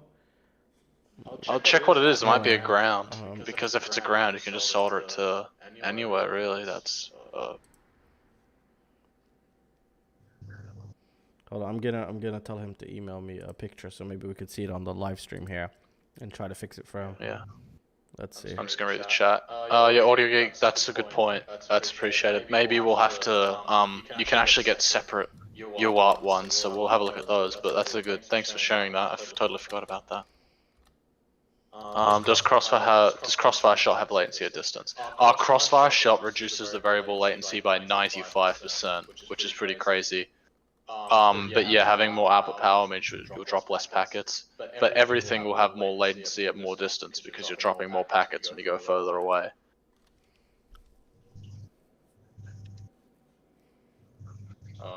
Latency on FLSK at 50 meters. Yeah, it's about 50 meters. That's when you'll start feeling it, and it gets really bad at about 80 to 100. Obviously, the better your antennas are, the less packets you'll drop, but it's about 50 meters where most average setup. Do you guys think this is a good deal right here? This guy says, "Hello guys, need some help. I got the Eachine EV800 DM, and I have opportunity to buy the Dominator V3 with OWL-RC receiver and 2 good antennas, plus 2 extra batteries and some other accessories for 200 euros. Do you think I should buy it? I should buy it. 200 euros is roughly 300 bucks. I think that's 330 I think that's a bad deal, no? I don't know what the receiver is. The receiver's decent. No, I've used it. It's not bad. It's okay. The receiver. I think I don't know. That's pretty good. That's not. Well, how much is it? Reasonable. No, I think Because Dom. go ahead. My bad. No, all good. I'm just gonna say Dom V3s, at least now, even before they were discontinued, they were still selling for roughly $350 US. That's about 237. But don't forget, he's in Europe. He's in Europe, so you have to increase it about 20% because of customs and all the. It's 237 US dollars. Well, I'd honestly probably prefer. I would definitely just go buy a SkyZone 02 X. But they have a much smaller FOV than a Dominator V3. No, they have. No, Dominator V3s have 30 degrees, but it's 16 by 9. Yeah, it's 16 by 9. Maybe the SkyZones are better. Yeah, I would. Honestly, I like 16 by 9. Like I did. No, 4 by 3s for the win. Yeah, I don't know. I would probably look at the SkyZones. I found like stretched 4 by 3 actually really. It didn't feel like the flying was smoother, but it's sort of like. I can't verbalize it. Sorry. Where's the field? Hey Daniel, you got a photo of your Holy Bro ESC that exploded? Upload it to chat. We'll see if we can do something for you. Wait, which guy? Daniel, Ruth, funny story. Yeah, upload a photo, man. We'll see what exploded. It'll be good analysis on stream. Yeah, upload it. Hell yeah. And also email me so we get a. Where did you tell him to upload it again? Yeah, email him. Email him. Here, I'll just pull up the email in chat. Just email it here. Oh, it's on right here. Email it. Just FPVask@gmail. Just put it there. I wonder if it's a capacitor, because capacitors are usually the thing to blow up and destroy traces on the way. That's what I find. You had the same issue with your Tekko, didn't you? Yeah, my Tekko32 actually had a capacitor blow up on it. That's But that's really not hard saying to a lot, this guy. because I've had my capacitors blow up on a lot of my ESCs. As Dronemesh said before, your stuff blows up all the time. Yeah. What is it? that's Yeah, true. your shit's always blowing up. Everyone, oh, do you have a spare ESC? I just plugged in my battery and my T-motors caught fire. Every other day. It's sand. Sand's conductive. I keep forgetting to clean it out. You see? I reckon You it's see? just He's the blaming sand the that can stop. components because of his own error. Again. Be man about it, Tony. Come on. But that ESC was fucking brand new. Like, it was barely like a month old, and one of the capacitors exploded and damaged a trace. Daniel Ruth, send me your invoice. I'll forward it to Holly, bro. If this is from their first batch that they released, by the way. Oh, yeah. Talking to Holly, bro, they had a recall on the Type V. Yeah. Was there a batch error? And if anybody has problems, you could always contact me, and I'll try to be the middleman for you. I'll try to go through the process for you the best way I possibly can. So let's see what this guy said. This guy said, "I have." Well, he's just answering himself. Oh no, okay.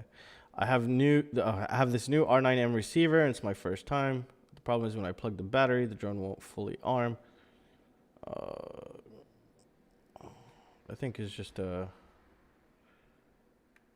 It's just a failed 5-volt rig. Or... No, I think he just did something wrong. Hold on, what does it say? Well, fully armed, the receiver won't work because the FC just... So You have a short somewhere. You're wiring it up wrong, I think. I think his receiver's shorting his flight controller out.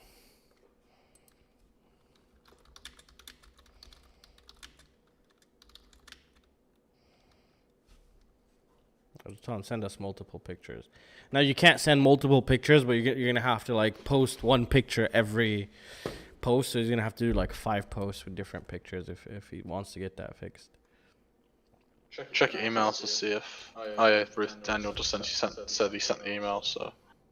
Let's have a look at his ESC. Yeah, he sent it. Yeah, give me a second.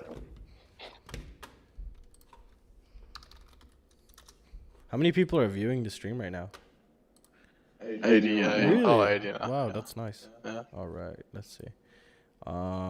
Okay, so he blew the Hollywood. Yeah, here it is. All right.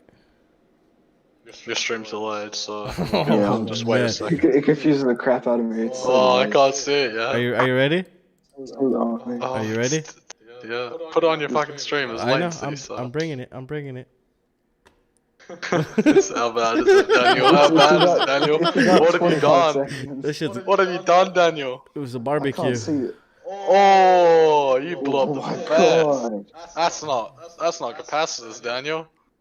No, he's toasted something. Something must have shorted. Oh, that's on different phases as well. It's on the same. No, it's on the same motor. It's on the same motor. it? Yeah. No, it's not. Yes, it's it not. is. Is it? Yeah. Yeah, it's on the same motor. Dude, Yeah, it's yeah, it's on the same monster. motor. Damn. I've never Yeah. seen a metal MOSFET blow up. I didn't What think- setup is This this on? caught fire. This shorted. You can see that This it's shorted. caught fire. Why? What was the problem with the first batch on Holly, bro? The F3s were weird, so they would desync. They would desync or What's your reboot? setup? I can't remember exactly, but I remember the F3s. This has been a long-running issue. This wasn't Holy Bro's fault. This is actually the manufacturer of the STM people. Oh, but they, really?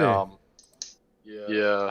Oh, I remember Flight 1 were having an issue on it, but it's just they desync had or the something. It's Megabolt. weird. Oh, so wait, the Megabolt ESC. F3s actually have more problems. Interesting. Yeah, that's why F0 is actually better, believe it or not, for stability. I'm seeing if anybody else sent me pictures here. Yeah. No, he just sent one picture. Daniel? Can you send more? Can you send a couple more pictures, like just a wider picture from further away also, if possible? All right, he's gonna send us more pictures. That is crazy that you blew that up. Here, Holy I'll crap. keep it here for you guys. Here you go. I think we need like a, I don't know, remembrance moment of silence for this poor ESC, Daniel. What did you do? Just send a picture that's You thrashed that, man. That's terrible. How do you blow a Fed up? Look at the ones next to them. They're all cracked. They're cracked. Where? No, nothing is cracked, buddy. You're tripping. No, they're not cracked. It's just You're on residue crack. from the explosion, I think. Oh man. Cracked. That's pretty catastrophic. The one to the right of it looks like it's like bulging though. No, it's probably just a reflection or something. And he says, and it's conformal coated too. Oh, that's why. Maybe you bought some cheap conformal coating. Honestly, No, that wouldn't do that. No, man. I'm just kidding. I'm just playing. I'm just teasing him. Obviously, that's not gonna do it. Come on. Yeah. No, That's I've crazy. I've had 3 ESCs that I've conformal coded. 2 of those 3 ESCs have always had issues. What's up, Oh, Harsh? we have echoes. There's echo. Is it? Okay, give me a second. I have to lower these here. Low test. Okay. Talk now. Let's see. I think there's gonna be no echo now. Yeah, I don't hear any anyway. Okay. No, I didn't hear it in the first place. Got a pic with the metal FET and a hole here too. Send it. FPV Ask audio. Let's check it out. That's what happens when they touch the frame. Everyone, or send ground. photos of your dead hardware. We want to see all your dead hardware. Yeah, share your Send dead photos. hardware That fails. would just be a fun stream, just like trying to figure out what happens, just like investigative reports. There's an email address up in the chat. Scroll up to find the email address. Just send it there. I'll paste it again. Yeah, here it is. FPVask@gmail.com. Right there. I did it first. How many people are in the Discord? Should I increase the room size? I made it 6. I already saw it was pretty large. I'll make it 10. Okay. Yeah, if anybody wants to join. I'll put a link up for the Discord. It's actually, I have it down below in the description, so people could join. I don't think you do. Yes, I do. No, he does. Yeah, I do. That's how everybody Try joins. join. If anybody wants to join the That's voice all it chat, is. come and we could fix your problems. I'll put another. Do you put another still link have your up. Skyzone O2s? What's up? What about Sky Zones? Do you still have the Skyzone O2? Oh no, they're gone. I think I gave them away to somebody on Patreon. Nice. I want to buy them for you because they don't sell to my country from Belgrade. Where do you live? I live in Israel. Oh, it's gonna be difficult to get it there. I think Yeah. I can get Sky Zone to ship you one there, or are they illegal? No, they're not illegal. They just don't ship from China over there. I can get you direct from Sky Zone. Listen, email me, and so I could forward it over. Just and I could forward your email Yeah, to I them. did. Huh? I emailed you. I emailed you already. Oh, is it this one, Mr. Doing Speeve? Yeah, that's me. Okay. Am I pronouncing it correctly? Yes, Okay, you are. Speeve. All right. Okay. I will forward this to Sky Zone for you, and they'll contact you, and you guys see what works. Oh, thank you. You're welcome. No problem, buddy. I appreciate it. No problem. That's what I'm here for. If you guys need anything, just let me know. I always say that in my videos, but nobody ever takes that up. Your emails just get flooded.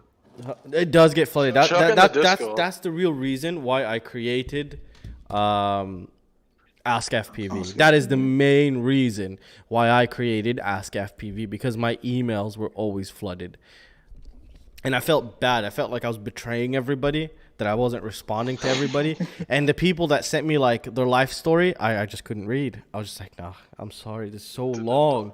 Just say my VTX not working. And then we just take it one sentence at a time, you know? It makes it easier that way to keep up. If you're gonna ask for help, please send photos as well. It makes it so All much right, easier. we got new pictures. All right, let's see these. Okay. All right, this one's too. Bro, my stream is so delayed. Yeah, so everyone. I haven't showed it to you guys yet though. So. Oh, because of the audio, you guys could see the delay. Hold on. Where the hell is it? What the hell did I just do? Yeah, I have to mute the stream. Oh, there it is. Okay. So here we have a new picture. Can we zoom in? No. Oh yeah. It's not that bad. Is it repairable, you reckon? Maybe not. I don't think it's burnt down to the PCB. No, it's not that. I think you know, you have to always think of this also. The traces on the PCB also acts as a fuse. Act as fuses. Man, everyone's just uploading Holy Bro hardware. Look in the Discord. Someone uploaded a dead Tekko32. I think that's what that one's called. Where? Let's see. Where the hell do I have Discord? I can't have so many things open. You just send. Hold on, give me a second. Damn, Holy Bro, what's going on, man? Everyone's uploading your dead hardware, Holy Bro. So we have 2 of them so far. Where is it? Send it to me. Or where did they upload it? I was the one who just uploaded the Tekko32. It's the same guy, no? Oh, hey man. No, another guy, another Tekko32 in the Discord. Where is it? I don't find it. Oh, another guy. I've got a dead Kakute stack. No way. Oh my god. Holy Bro, what's going on, man? Everyone has dead Holy Bro here.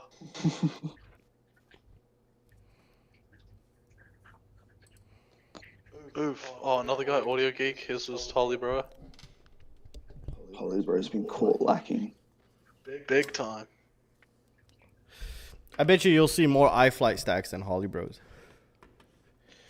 I don't know, man. I've had good luck with Holy Bro. Me too. I have never had an issue with Holly Bro ever. I've killed Holy Bro. You've killed everything, Tony. You've killed every single thing. You've killed the T-Motor F60, whatever it is, ESC. That my whole quadcopter shorted out and caught fire on a 6S, and the thing didn't blow. I don't know how the hell you blew it. My T-Motor It was working, it worked. I woke up the next morning, didn't change anything. Plugged the battery in, it fucking fried. You see? Or somewhere that was rattled between. No, I didn't touch it. I didn't even pick the thing up. And the Tekko32s, they're the only ESC that I've had die, like, apart from that one T-Motor one. That was just not my fault. I had one of them that I didn't even wire up, and 2 channels on the ASC were dead, and so yeah, and then I had one, the FETs go weak on it, which I don't think is Holy Bro's fault, but I had one of their products just come with 2 dead channels on it. You know, the funniest thing with Tony is one time I gave him one of the shittiest ESCs in terms of noise testing. Oh. Okay, and someone just sent a picture with a burnt quad. What is it? Like it's all black. Oh my god, it's all black. What are you guys talking about? Oh, is it Holy Bro? Is it Holy Bro? Where He is landed, swapped batteries, and his whole just checking the Discord. Was that Holy Bro stuff? Oh, I don't think so. Oh, Jack, is that Holy Bro? I don't think that is. No, that's a pyro. Which one? The new one in Discord by Jack I have so many channels I can't figure. Oh, is it a racist star? Oh, it's racist. Wow, The pyro is. just everything blew up in there. It's all got on fire. Guys, which channel are you guys looking at? I have no idea what the hell you guys are looking at. General, it's It's in in general. general? General on This is drone mesh? generally- Oh shit, I just went to the... Join the VC over there. You joined the Yeah, I voice joined chat. the voice No. chat. I can't see because the screen is so far away from me. Yeah. Hold on. Get off camera to see it.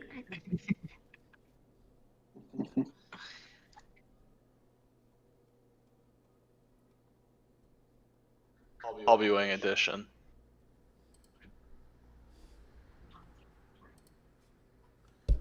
Yo, that's my first stream over Okay. here. That's really I still fun. can't find Oh, it. check your emails. Vitroid send something. Oh, you guys are... Which one? On Mesh Flight? God damn it, I was on the wrong one the whole time. No, on the drone mesh, not on the mesh fly. No, this is a drone mesh. Oh, okay, yeah, I found it. There we go. Ah, okay. Now I see, because I had it muted.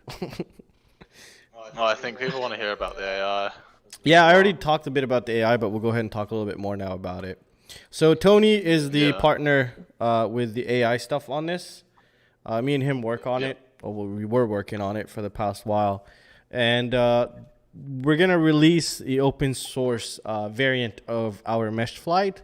And also I'll be doing some tutorials on how to train your AI. I don't want to make any promises when, because so many things pop up. But yeah, it's been crazy. Yeah, I'm hoping, okay, next month, between the 15th and the 30th, I'll be releasing the source, and I'll probably release one of my first tutorials. Maybe I'll release a tutorial before that, but how to train and kind of just get you started on that stuff. But also, if anyone has a lot of experience in Gazebo, please email.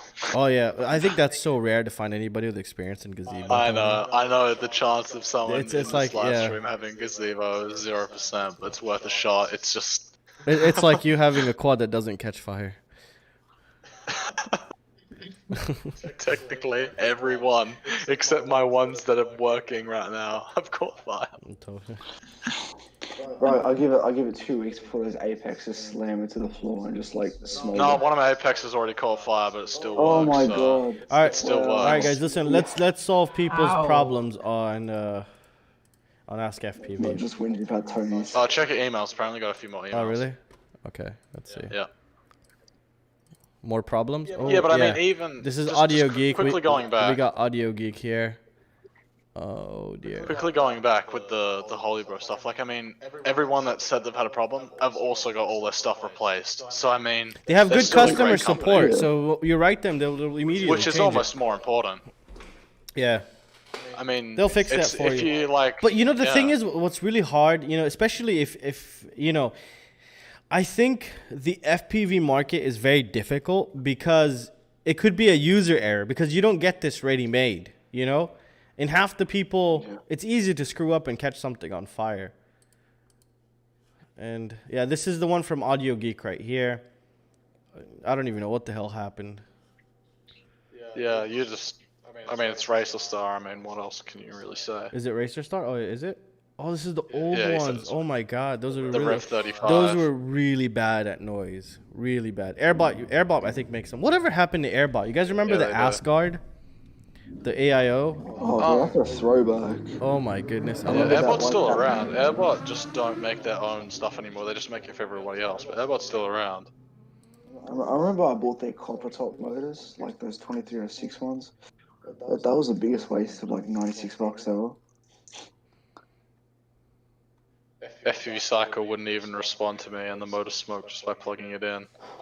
That's an ESC thing. That's not a motor thing. Wait, what are you talking You about? have your motor beacon. Some guy in the chat. So here we see Ride and Fly. He... What is that? That looks like a Velox, maybe? Yeah, that's the new Vlog. Yeah, look. Yeah, that's the what Velox. happened here? I think he ripped the pad. Oh my goodness. Oh, he burnt a motor out. Whoa, Oh. look at that. No, but he's chopped. That's the damage. ESCs. That's damage. That Oh looks my like God. That wouldn't be damage. done. I think that's because of the crash. Like, Yeah. look at the arm. Yeah. It chopped off. Is that because overheated? No, he crashed. He ripped it off. That's See, impressive. blew my Velox 2 days ago.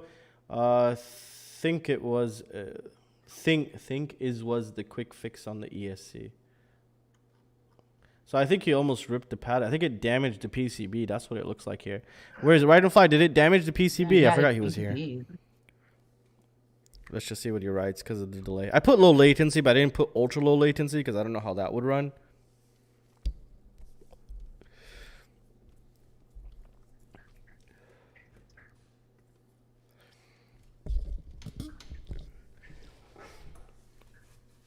Okay.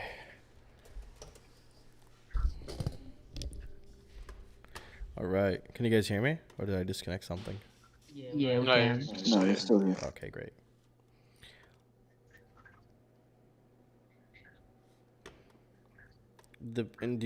Indented the pad. It flew for 2 days, then it blew. So yeah, it was in a crash. That's really good though that it still survived and worked. You have a little bit probably less current going through there though. Let's see if we got more emails here. We have, oh yes, the guy that we wrote on AskFPV just sent me a detailed picture of the video transmitter with the rip pad. Let's take a look at this. So this is the pad that ripped right here. Let's see. I wish I had one where I did the. I'll quickly look. I'll see if there's what pad that was. It if that seems was it around. seems to be this pad right here, but it's so hard to see. It is that pad. No, but this also looks like it's a programming pad. No, I don't think so. I'll check. I'll check right now. What pad. These look like the programming pads for the for this right here. I'm sure. Yeah, but what about the ones below? Like That's on the right video side? pad, unfortunately. So that's a really important one. Yeah. That's the video. Yeah, Yeah. that's video. So yeah. Oh, he's also has a missing capacitor here, no? Oh, on the I don't know if this is on a newer rev on the board, but I think that this breakout on Look, the look, bottom. look! You guys can see the damage. Look at that. It hit here and it scraped across, smacked that capacitor off, and it stopped right there. Man, that sucks. It's like 12 damages. You know, take anything but the freaking video pad, really. Yeah, true. But it could. I don't know. I wish I had one. I think there's a pinout on the bottom. I don't know if I'm looking at a newer version, but check if there's pads This on the is bottom. the 1 watt. This is the iFlight 1 watt. Oh, it's the one. Yeah, watt. that's what he said. Unless he screwed up. Oh, you also ripped off an SMD component. Yeah, that's what I was as trying to well. tell you. Look right there. It ripped off, I think, Yeah. also the traces. But you could probably fix. I don't know. It depends on his skill level. You would just need to know what pads there were as well. This seems to probably There's a missing be capacitor connected over here. there. Yeah, there's a missing capacitor. You can see that how where the crash was. It pulled this off, and something scraped across, popped this capacitor off, and it stopped right there before popping the rest off. I really want to know how did it happen? We could write Like, him. what Hold on. got He's right here. crashed it? He's on AskFPV. Let's actually. Should we tell him to join the live stream while we're debugging? Oh, his? that's your graveyard? I'm gonna upload a photo of my graveyard of dead Oh parts. god. I have a full box. Bro, I'm telling you, with like all the dead components he has, you could probably. I'm picking some up off the table. I just actually found some dead components on my table that was lying around. Like you can get all the individual SMD components and create all new electronics. You guys are gonna cringe when you see how much stuff I've killed. Tony, on the live chat, can you pass me the link to this video, to the live stream, so I could just paste it here for Yeah, this sure. guy? Yeah. Do you want me to just DM it to you? No, no. I can't. I don't know where the hell Discord is. It's under server. billion. I just chucked it In the chat. Just chuck it here in the chat. I chucked Yeah, I'll it. just I put it in the chat.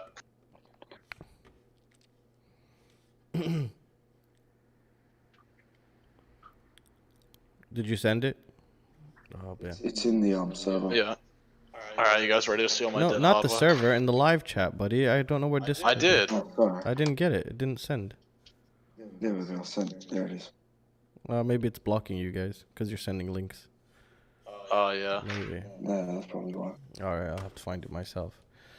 So I'm gonna try to bring him into the live think he stream. just sent Maybe it. he's already here, but I don't know. Let's see. Where is? Oh, there it is, right here. Live stream. I'm sure I have more dead parts. That can't be all of them. Oh, yep, here's another Surprised you one. don't have Not that much something you dead should be parts. proud of, Tony. Finally, my time to shine. Dead components. Oh, yes, here's another one. This one wasn't my fault, though. This one was a pre-production ESC. So, Your fault. the firmware was dead on it. Actually, I won't include that. I feel like that's cheating. That has bad firmware. They sent me a replacement.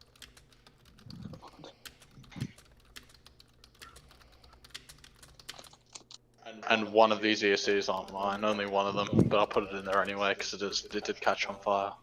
So I just wrote this guy. What's his name? His name is Tushar Tayagi. Okay. Also, some of these ESCs have motors on them because I was trying to replace the FETs. Are you sending me something? Yeah, I'm gonna send you a photo of all my dead components. He's not going to be able to fit it all in frame. You realise that? I did. I laid it out on the table. So this guy says 1,000 milliwatt, and still bad signal.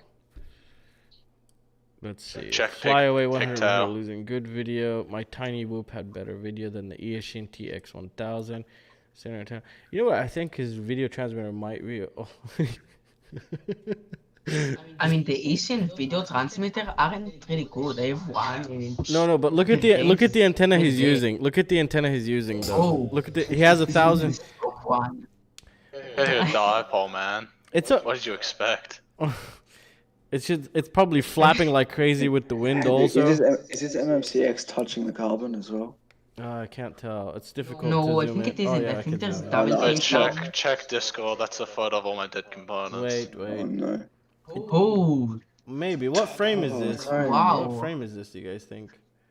To I get think that's the GETFPV Mark IV. Is it really? Yeah. Where's my Mark IV? Yeah, because of it the is, 'cause it's got standoffs the in the 20 by back. 20 in the back. Oh yeah. Okay, you're Yeah. right. Yeah. That's true. How much space does that thing have? Give me a second. I have mine here. Holy crap, Tony, that's quite a lot. So Tony, can I just like scan all of these? Oh, Just get- hold on. One of these Can I ECs get- aren't dead. Can I get of these- one of them working? Take one ESC out of there. One ESC actually still works. Actually dumped a working ESC on it. If I can get one ESC working, Tony, like what do I Trust me, I've had to go at all of them. get?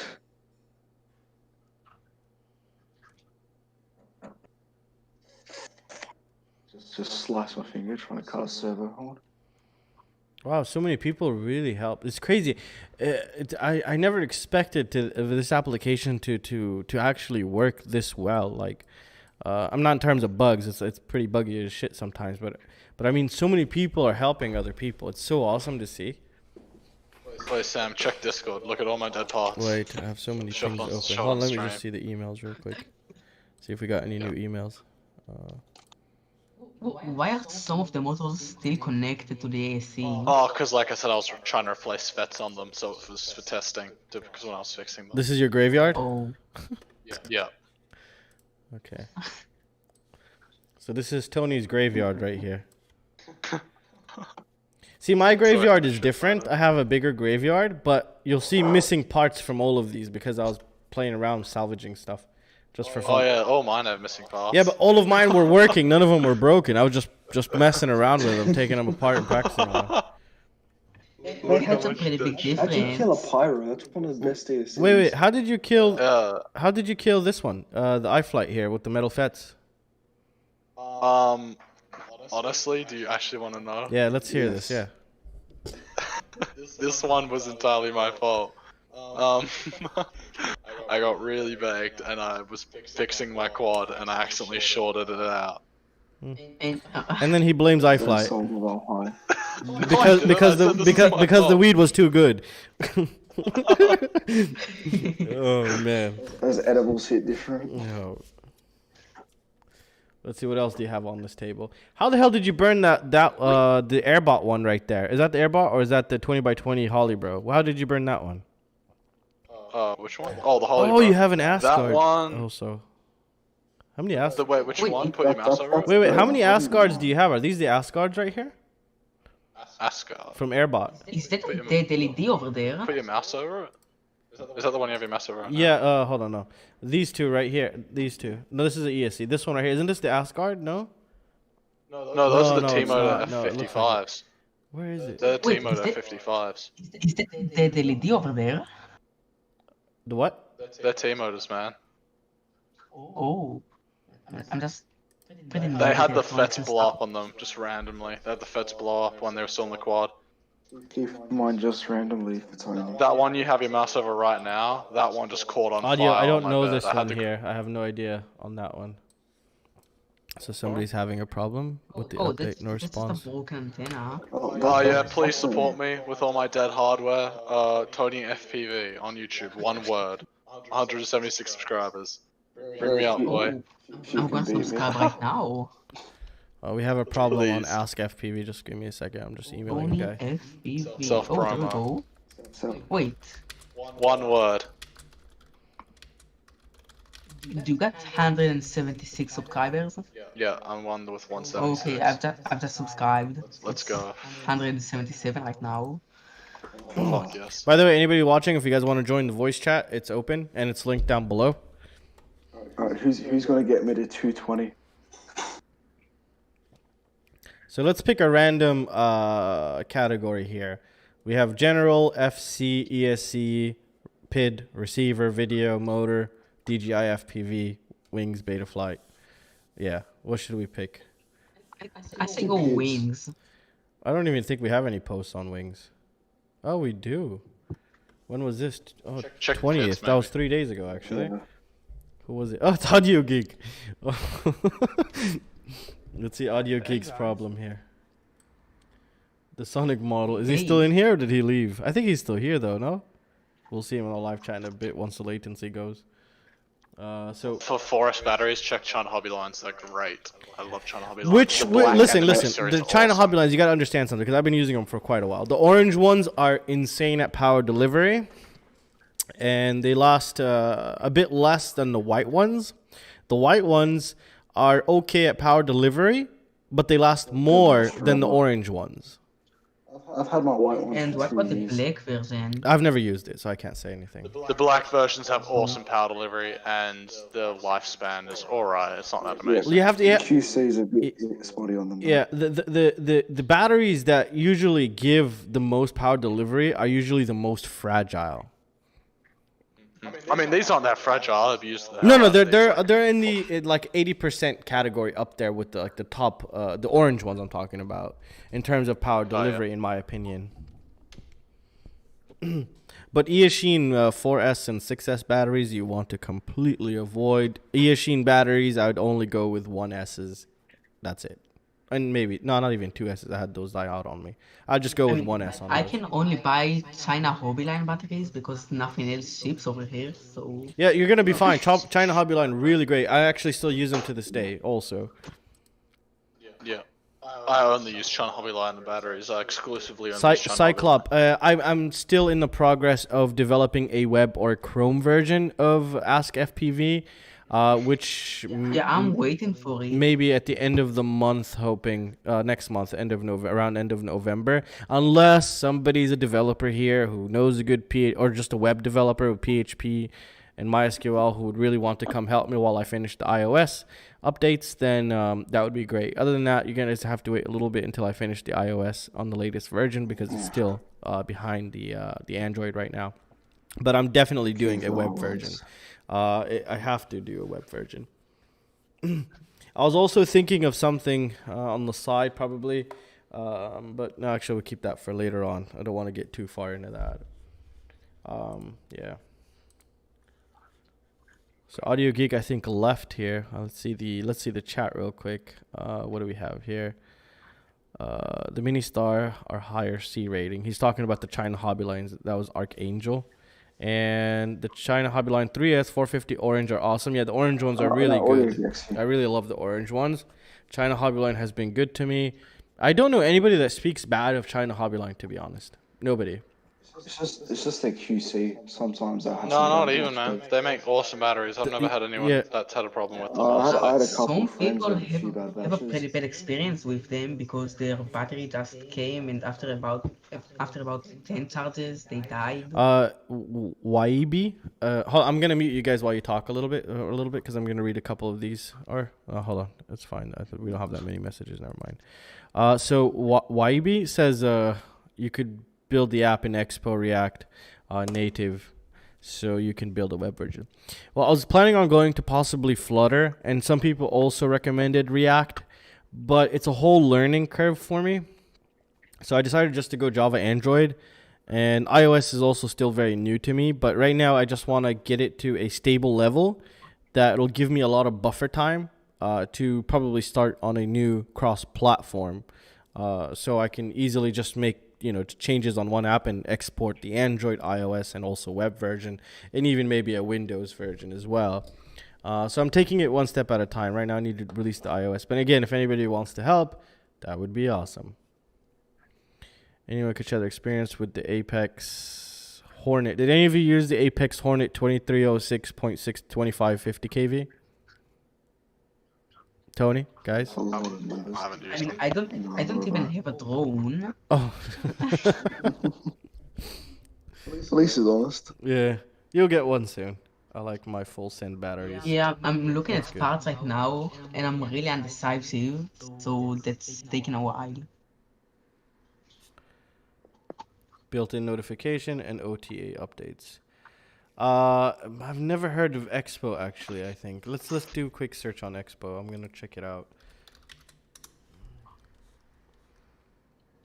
I don't think this is it. I don't think this is it here. Expo. Regarding the iFly VTXs, then the other point. Yeah, I don't know, man. Just maybe check if there's no more pads, that VTX is kind of a lost cause because you're missing components and yeah, and that pad is completely gone. Even still, he's lost the capacitor. But I don't think it's detrimental. Everybody, upload your best FPV videos to the Discord, and I will pick the top 3 to be played. Do I get to join in on this? If yours gets in the top 3, I made a new chat called So, Live Weeb, Stream. what language is this in, or how does it work? Does it have an IDE? They're really crappy at their first homepage here. Oh, what? It's using Node.js or NPM, sorry. Where's the channel? It's at the very top, right underneath general. It's called live stream videos. Put your URLs in there. Make sure to do that, everybody. This video got featured in the UAV Future stream, so just saying. Top 3. We shall decide to. So, Weeb, play. it's basically kind of like a web app in a way, but a local web app. Am I right? It's React Native. I've never used it. I don't use these cross platforms because I had a bad experience a long time ago. So I completely ditched these and I just expected them to all be crappy. But recently, a lot of people are telling me you should go that route. Oh, shit, really?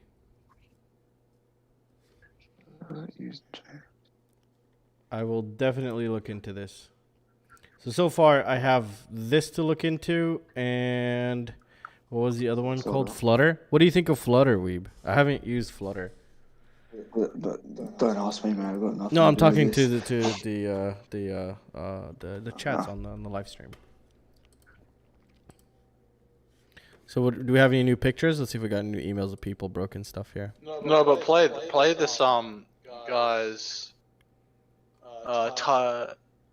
Titan. I don't know. Fuck, I'm horrible at English. That guy's Tidden or whatever. Tintin FPV. Oh, that's right. Tintin FPV's video. That's fucking Where? sick. That's like some hyper smooth. It's in live stream video. Oh, it's binaural audio stuff. Where? As well. Oh, live stream video. Okay, I see. Yeah, play Tintin's video. The second video on that chat. Oh, bro. Is it nice? Awesome. He's even Yeah, used 2 it's lanes. really nice synth. All right. It's really cool synth stuff. It's edited quite well. Okay, good. Especially the flying around the pool. That's cool. I like that. And the windmill. All right. Can everybody see it? Okay. So we're gonna go this route, and there we go. So let's watch this one. It's taking a second to load, bro. I really hope the audio is not gonna get me copyrighted here. Who sings the song? Do you get copyrighted on live streams? Yeah, you get copyrighted. Just mute the video maybe. Yeah, it's Yeah, it's probably the safer. yeah, it's copyrighted. But I'll put a link to it in the chat here if Mr. anybody wants Steve. to check it out. Thanks for the Yes. It's a really nice location. Yeah, really sick locations, really nice editing. You kind of did that whole synth style perfectly, man. Really nice. But really well there's done. some jitters and Yeah, but I mean, that's still pretty good. no, it's really Without real nice. I'm not steady, complaining. No, it's really nice. I'm gonna give him a like. I mean, that's not And a real steady. That's really subscribe. nice. smoother than I would be, that's for sure. Yeah, it's, Yeah. there's a little jitter there. Do you see it? It's like, oh, it just wants to go somewhere. I hate when that happens in the video. This one looks to be not real steady. I think this is hyper smooth No, I don't think it is. Yeah, hyper smooth. because it's you can still see the fisheye effect here. Yeah. I remember flying over Sweden in the Those fall. trees. In the fall, I think it was. I think it was in the fall. Man, those tree colors are just insane. It is Those treetop surfing my is awesome. God. I love that. No, not just treetop. The colors in Sweden. Oh my God, of the trees, you have no idea. Like when it's fall, you have like this orange red, this amber red trees, and it's insane. I can't explain it. It's just a joy to look at, actually. The color grade is amazing as well, man. Like, Yeah. you did a lot of things right. You need a real steady go license, and that would bring your whole game up a whole nother level. Yes, GoPro. He said here he is. He says, yes, it's GoPro Hero 8 Hyper Smooth, no real steady. Nice. You could. I have a coupon for real steady down below if you want it. You get it. And real steady's at its all-time cheapest. It's even cheaper now. It's like it's less than $60 I'm pretty sure. No, it's not. Who told you that? Is it? No. Yeah, it is. You're It's tripping, $69 buddy. for real steady go. They reduced the price. Check it on the live stream. $69 for real Oh, steady it go. is. Wow. And then you use my coupon to get an even more discount.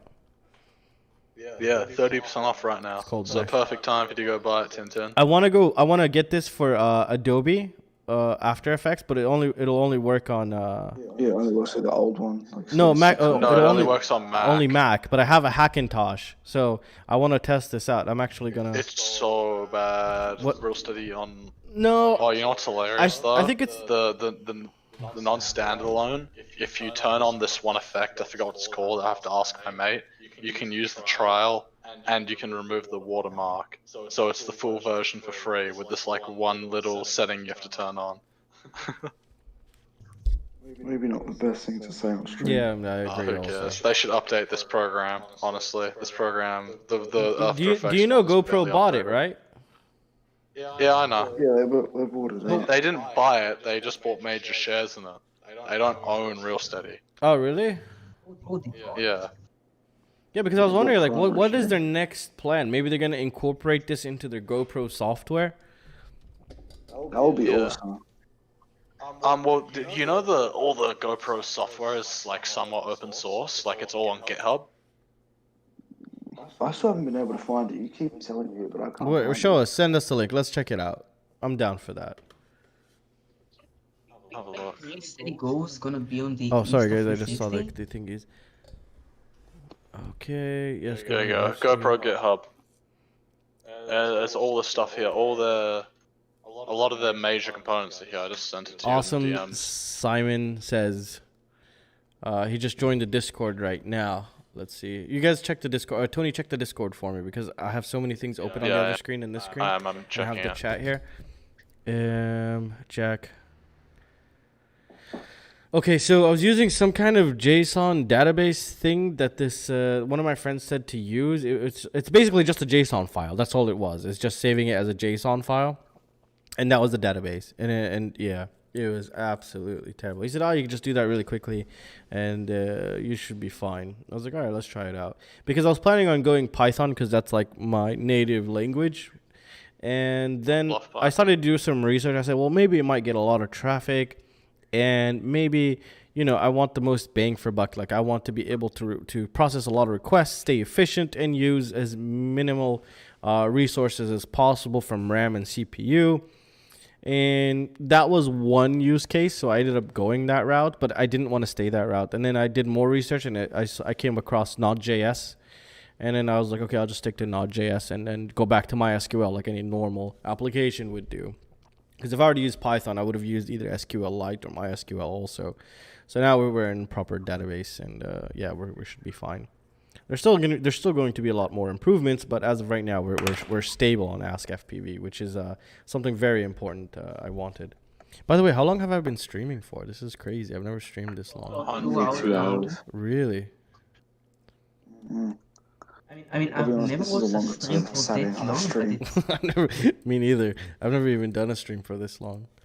So let's. I mean, it's doing pretty good. We've had a pretty consistent 80 viewers. Yeah. Yeah. We're down right now. I'm very happy for that, and I guess it's an interesting topic maybe, or just some bots watching us. They're just constantly moving still. Some bots. Oh, we have a new question here. Let's see this one. Any open source project or clue on how to start AI programming? Oh, well, perfect timing, buddy. You don't program AI, you train it. No, maybe that's too mean. Yeah. No, I don't want to do that. No, That's too mean. No. How's it? Have you been monitoring ML agents recently? Who? ML agents, the Unity thing. No, I haven't. What's up? Anything new? No, I was hoping you would know. No, I haven't. So let's see. Yeah, I'll look at it. Yeah.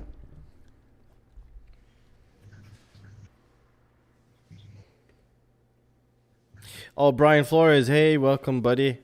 Yes, I am currently on. Actually, I have one of those tabs open right now, which is I'm going to be implementing one signal, which should give me in-app notifications, and I could also better monitor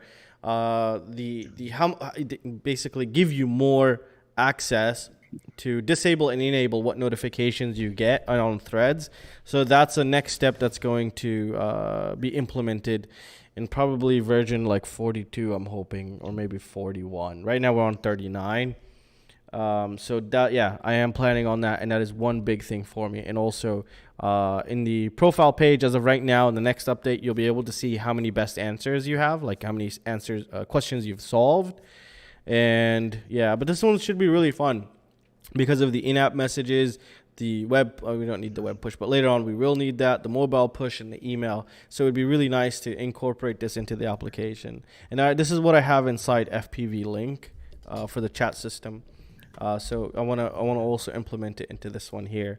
But my priority was just to make the application work after all the issues we ran into. So I come back to that later on. So let's just see here. What emulator are you using? Any open source project? Yes. So we have NeuroFlight, also MeshFlight, but MeshFlight is not released. Well, it is for Patreon. If you're a Patreon, you can early test it. We've already had one absolute. No, but he legend of wants the Patreon open test source already. programming part. We haven't released the source code. Not source code. You were meant to do it. You're meant to do that already.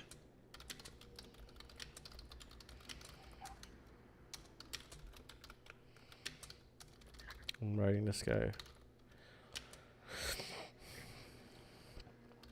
The upcoming weeks. I'll just put my channel name and that's it. So if anybody ever messages me or emails me and you get a message that makes absolutely no sense, that's because I just woke up. So I just wake up and I just start typing stuff, and later on I come back and I look at it, I was like, what the hell was I saying? And What time is it again for you in Hungary? All the time, I just wake up, check Discord, answer some questions in servers, and then I checked it later, and there were some dumb right. answers. Right on time. What were I saying?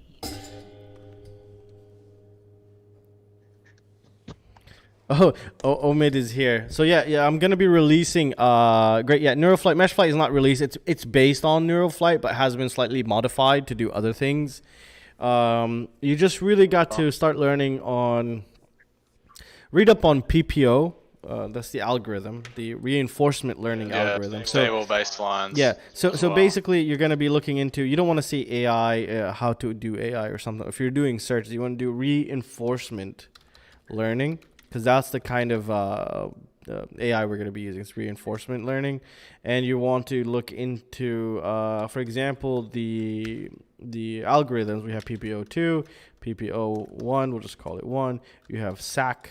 You have, what else? Those are the main ones. A2C, actor I to think critic. personally the best thing to look at is stable baselines, because that has all the documentation on everything. Yeah, but I'd recommend, you stick to PPO2. As of right now, NeuroFlight has its own implementation of the older unstable baselines, which was, I think, baselines. And he's also, I think, released a new one with TensorForce in there as well. So, yeah. No problem, buddy. Got your back. So, my answer was useless. Alrighty. Let's see here. Look at this one, Tony. Did somebody answer this one? Oh my God, Vern, you already answered it. Which one of these ribbons do I use to connect ESC to FC on my diatone? Both of them, I think. I think as long as they're not crisscrossed, right? They're both exactly identical, no? Yeah, they're both exactly identical. Just make sure they are. They look identical. I think one's just longer and one's shorter. yeah. I think that's the difference. Yeah.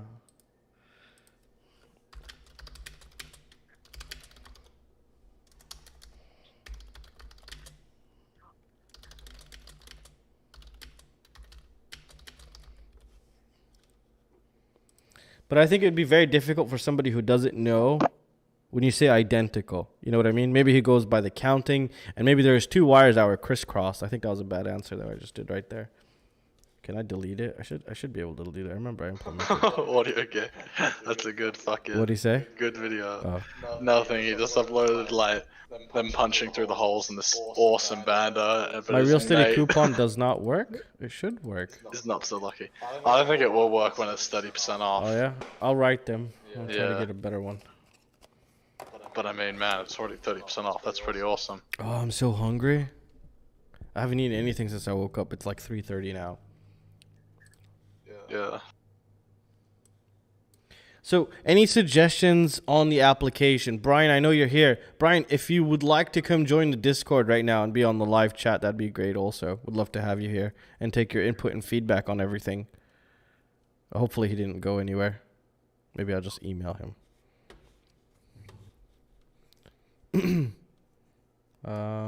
Let's see. Maybe he's gone. What were you saying, Tony? Shit, I forgot. It was about that it's about the audio gag video. Oh yeah, Ariel. he just. It's pretty funny. I'm gonna sub to you, man. That was good, funny. Hey, guys. Hey, what's up, man? Who just joined? Succulent. Nice. Succulent. It's succulent. Oh, nice. We have Brian Flores coming in now. That's gonna be awesome. I think him, Ariel, Clone, Vitroid are my main people on the application, and there's a couple more, but I just don't have everybody on the top of my head. And yeah, there's I think I have them on a notepad awesome. Just in case I don't forget anybody, because I usually forget a lot of things. I see Vitroid a lot on the OV. Where are you attaching multiple images to a response?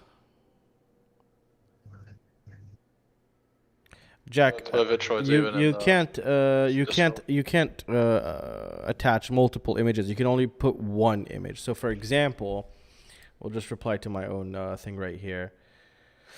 Okay, so we're just gonna like this one, or like that one, and I can't upload. I fixed that. So should I? No, just it's okay.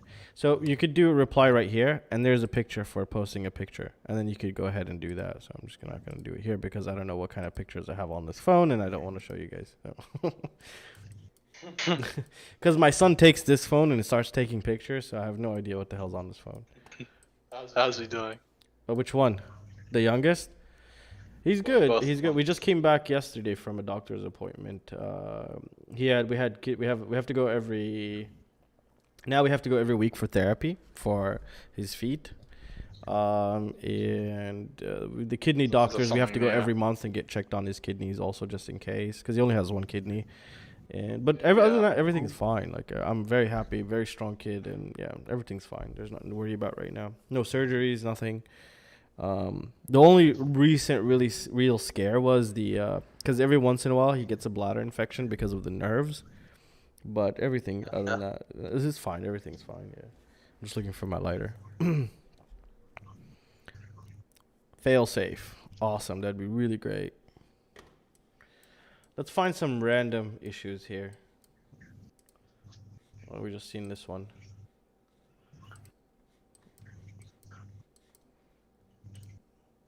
Did Brian come in yet? No, not yet. He said he's heading over. Yeah, we still have 5 more slots in this live stream chat for anyone want that. Yeah. If anybody wants to join the voice chat with us, come and join. And if anybody has links to some interesting stuff, send it also in the chat. I mean, that's gonna be really great. If I can add something, I would do some. What's the word?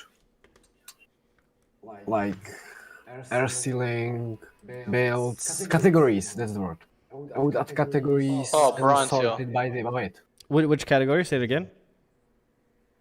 like builds or suggestions for new builds, and That's why I have general for category right now for because sales we don't. I don't and want to make like 100 categories. So we put just the main Yeah. categories for right now. So if you're doing a build but you needed flight controller advice, then you could put it there, you know, or you can go into the general section for right now. And suggestions might be a good one also actually, but I think that could also fit into general, no? Because everybody's gonna see all of them. There's nothing missing because everybody usually is clicking on latest, and it just shows up in here, and then you could just scroll down and choose general and whatnot. yeah. Brian said he's at work. Huh? Brian's at work, but he's in the Discord. Oh, He's okay, in okay. the text. Oh, all right. I can't see Since the I started the stream about He put it in 36 the OpenFC project chat. Whoa. For some reason. Yeah. That's where he's typing. Yeah. I thought he was gonna join the voice chat. That would have been really awesome. He probably will be able to later. He just said he's at work. Yeah. I'm not gonna be able to see the Discord because it's like really far away from me. Yeah. So right now, let's see. So what features do you guys want to see on this, by the way? Add some padding after each topic. Looks very cluttered now. Okay, I'll actually write that as a note. Where's my notepad? Right now, I wasn't really too worried about the visuals. The visuals are nowhere near done. Right now, I was more worried about having the application actually work after that whole incident that I had the other day with losing the data. Irvin, have you seen my favorite pen? You have it? Because I don't think this one works. Oh. Thank you, buddy. You want to say hi to everybody? So can you show us your favorite pen? There isn't that many people. All right. Do you need anything? Yes, the phone. Which phone? Oh, that one.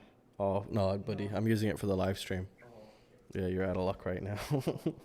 I have the iOS if you need it. Yeah. All right, buddy. So, padding between the categories. Okay. All right, done. All right, I take anybody's suggestion. You could also leave suggestions in the application. I have, there is padding. What are you talking about? Wait, what are you talking about, Weeb? That's quite a lot of padding right there. Or are you talking about between these here? What the hell just happened? There we go. We just found a bug, I think. Let's see. No, we're fine. Notifications is number one for me. Coupon codes for FPV kit discounts would be awesome. Is what Brian is saying. Where is he saying that? In the OpenFC chat. Okay. I read it word for word. Okay. So say that again, one more time. Have to be discreet.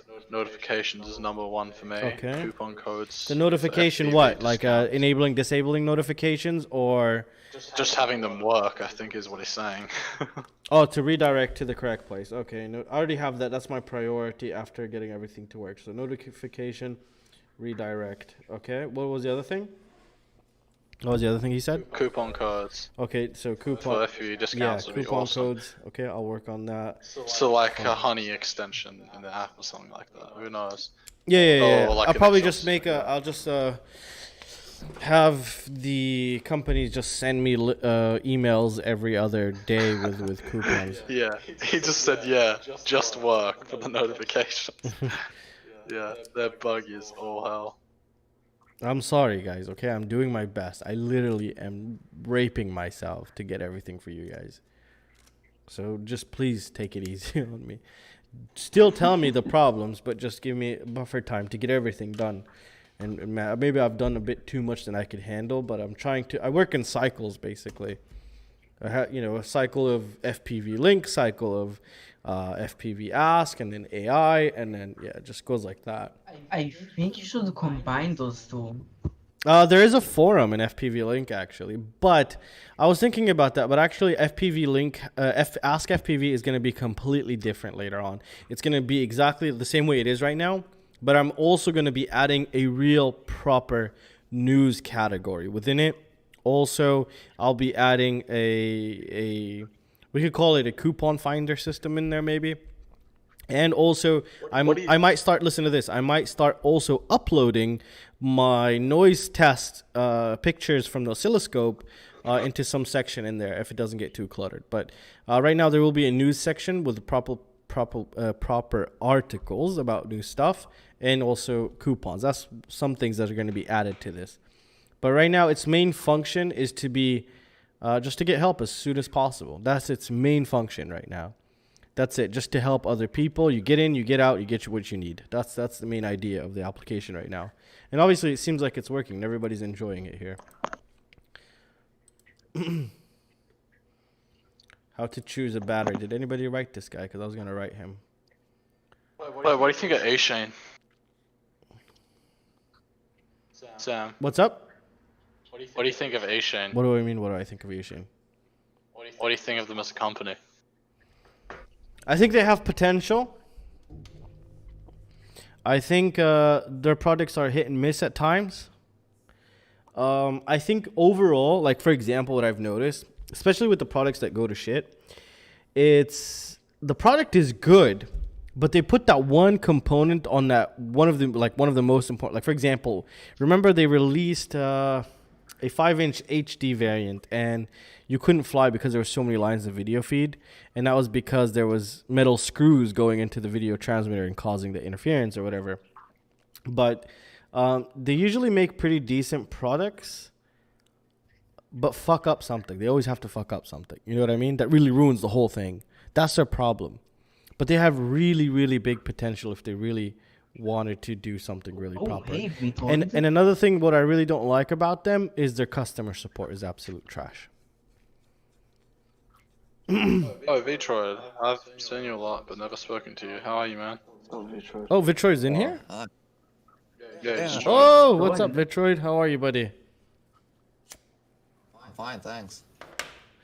That's awesome. Where are you We located? have everybody I in thought it here. was Russian. Where are you located, man? He's in Europe. Vitroid? He's in Europe. I thought I sensed an Australian accent for a minute. No, I thought it was in Russia.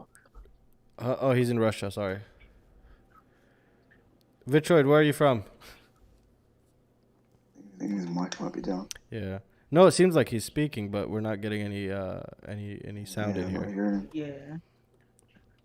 Ask Race, what's Yeah, your we thought on the can't hear Catalyst anything. M-Works Slam Nasty Shame Works. 5-inch? Good choice. Don't know. Never seen it. Chaos Machine Works is overpriced AF for what you get.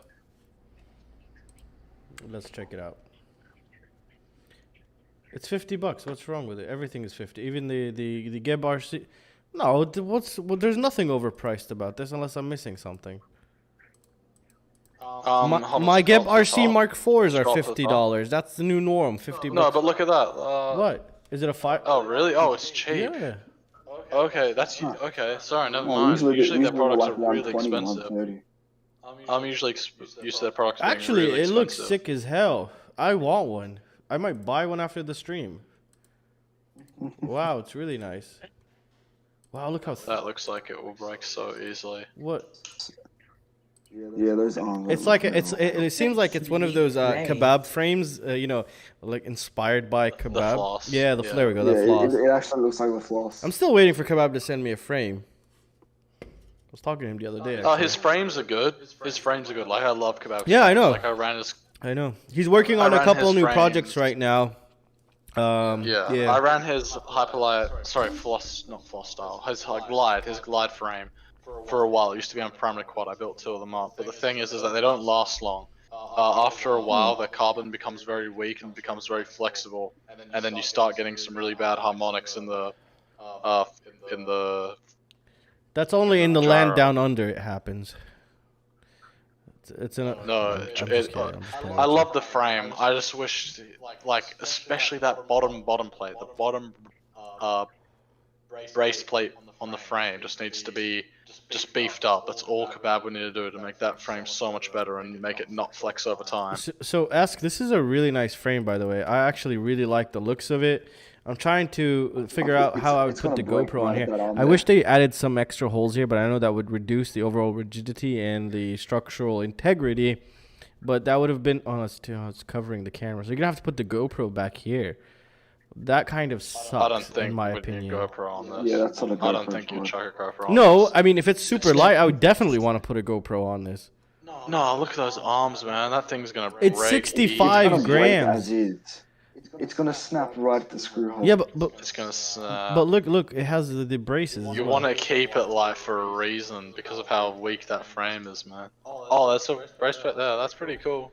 Alright, I don't know. I still wouldn't chuck a GoPro on it, but it's an awesome frame. It's a nice frame. I just don't like the way they mounted the screws to Put the a armor naked bottom plate. GoPro on it. That could be nice. Yeah, but naked GoPro is so easy to destroy.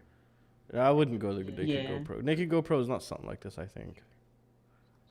If only the naked GoPros could output analog with 20 millisecond latency, then that's it. GoPro wins everything. Yeah. Except weight. Absolutely. I like the frame, actually. I really like this frame. It looks really, really nice. What's with those protrusions right at the front of the camera? So that when you hit a child in the face, it's more likely to... Cut his head off. Tony, Yeah. what's actually wrong with you, Tony? Shut up, Joe. Collects chromosomes on the day. No, You can get a session You mount destroy all of thingy your components by hitting children.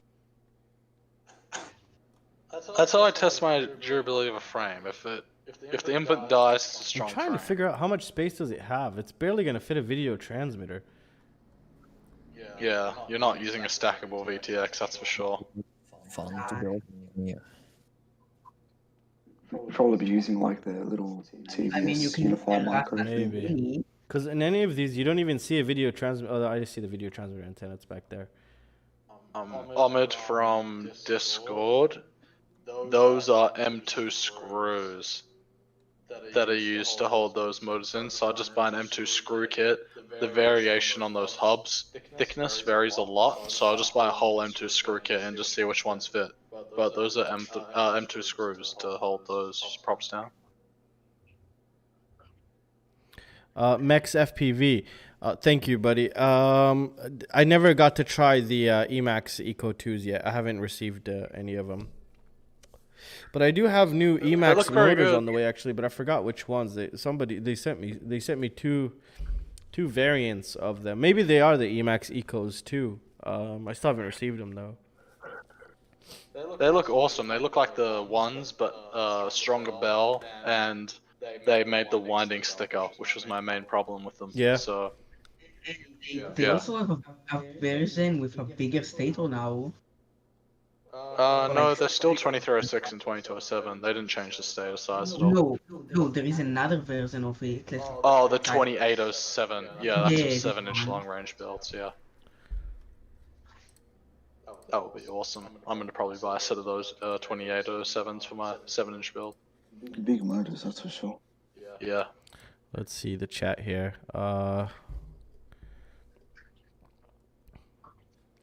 Energy drink and smoke at 3 a.m. No, it's not 3 a.m. It's actually 3:45 p.m. right now. It's It's easy. You're one hour. 12:45 a.m. here in Sydney. I should sleep. No, you shouldn't, John. You should not sleep. Sleep is for the weak. Sleep is for the weak.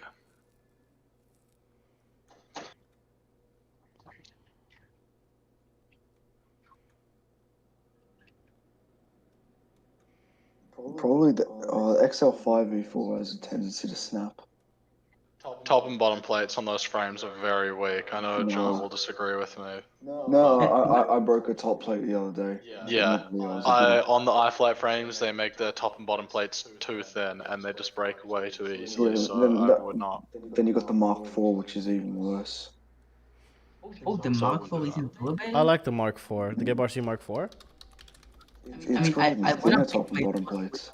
Mark IV I love it. because some people said it's durable, but Listen, did you see my Instagram crash? The one where you slammed it into the top of that building. Yeah, that was a GETFPV Mark IV, and I'll show you the damage on that thing. Yeah. No, I'm not. Don't get me wrong. It's still probably a good frame. It's just some of those plates are a bit thin for my liking. I But put a ton of 3D printed parts on it to really protect it. Also, oh, you can't see them because of the green screen. This is my invisible quad. Can you see it? Yeah, you saw them in one of your videos. That's hilarious. That's crazy. You can't even see the GoPro mount. Can you see the GoPro mount? It's hidden. Nah, we can't. Hold on. No, it's disappeared on us. It's right there. You're using green It's tape. green though. This is supposed to be Or green, by tape, the way. yeah. Yeah, by the way, that's a really good green screen over there. It's a really the green screen. Oh yeah, great green screen. Yeah, this is green screen behind me. I did not realize you have a green screen. Yeah, I just thought it was like a really high aperture. No, it's a green screen back here. See, watch. Are you using OBS to do that? Yeah. Watch. I can show you. Look, I'm gonna remove the image, and then you can see the whole. See? Yeah. You can see everything. Let's go back to the latest parts here. Oh my god. Wait, what Technology. frame do you recommend for like about 50 baht?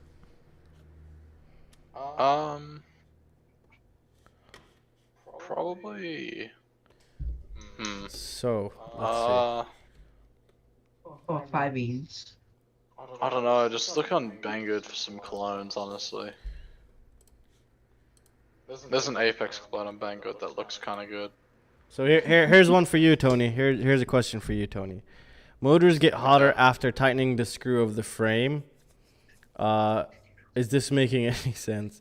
I couldn't tighten good before because I was using Xiaomi electric screwdriver, but motors were always cool. Sounds like the mount was getting bent and crushing the bearings. Use locked.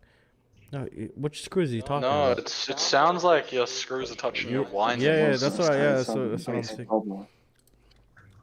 Check that your screws aren't touching your windings, I'd say. And if they are, then you need to adjust your tune. If they're not touching, sorry, and it's just hotter. I don't know. But yeah, check your screws. If they touch the windings, like, wouldn't the motor be destroyed after a few uses? No, they just get really hot. They're just shorting You it. get more vibrations to the flight controller when you tighten it more. That's Yeah, but not by much. I mean, it's break your frame by having loose screws or. I knew somebody was add gonna a say bit more Corona. tuning. No, it's not Corona. Isn't it Like, just like Yeah, it shouldn't be a sure. problem if you're running gummies. It's from the Siggies. That's what it's from. Yeah, I'm positive. 100% positive. You're positive from COVID-19. Yes, I am. Oh shit! Now the stream is about to get taken down by the. Oh yeah, because we said that word.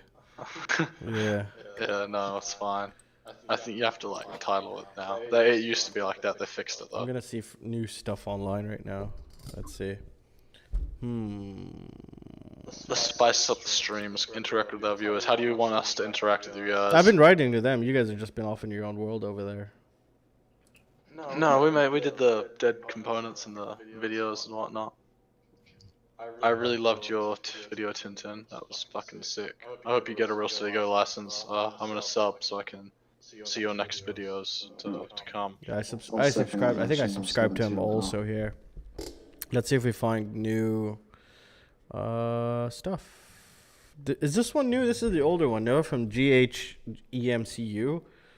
Because when Kebab told me which one do you recommend, I said this one looks good because I think it had the dual FETs, yeah, but I don't know. He said ever since he had a bad batch, he's been very hesitant about purchasing this again. I don't blame him. They're using the full-sized F405. What the hell? Yeah, this is a new one actually because look at even That's so weird. look at the shot resistor here. This is a new one.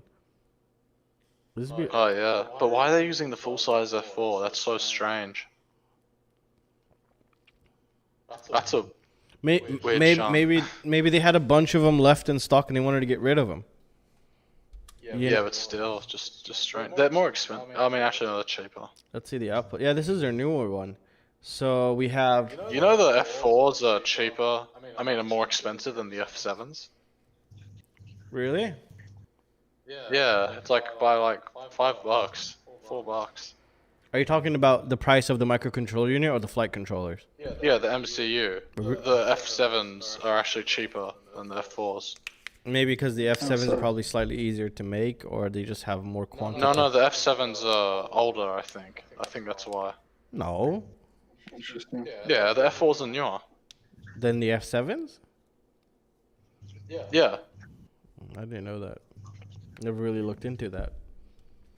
Filtration Hey, looks the YouTube chat is the guy who pretty. Very ask minimal. Yeah, if very the domain minimal, address actually. V3 is the good deal.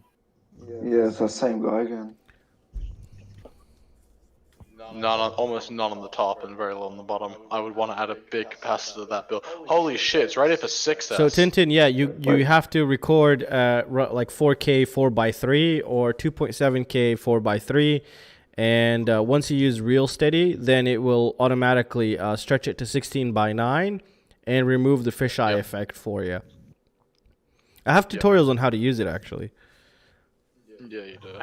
Yeah, 4x3, you want to do 60 FPS. That's the most important thing, is to make sure it's in 60. Felon FPV, nice to know that they were good. The drone meshes 800 DMS. What The EV800. Oh, okay.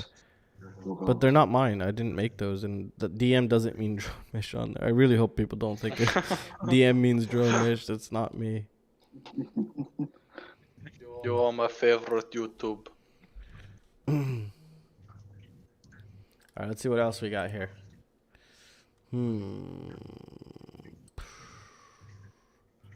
This is I don't know. What do you think of this one? Look at this one, okay? I was thinking of getting it to build it on the channel, but I don't know. So this is like a Frankenstein build here. So check this out. It's a HGLRC XL9 frame. Oh no, don't build this. Wait. It gets better. It's a long range frame kit. It has a Mamba F7.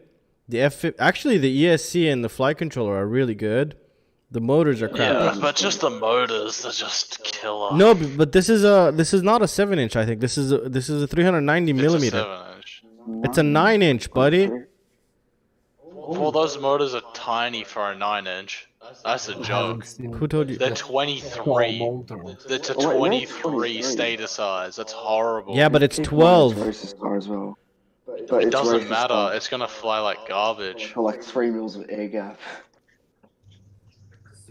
I think it would be so efficient, but It would be it wouldn't terrible. last. It would fly like garbage. Really efficient, but it would fly like shit. I mean, The stator needs to be so much wider.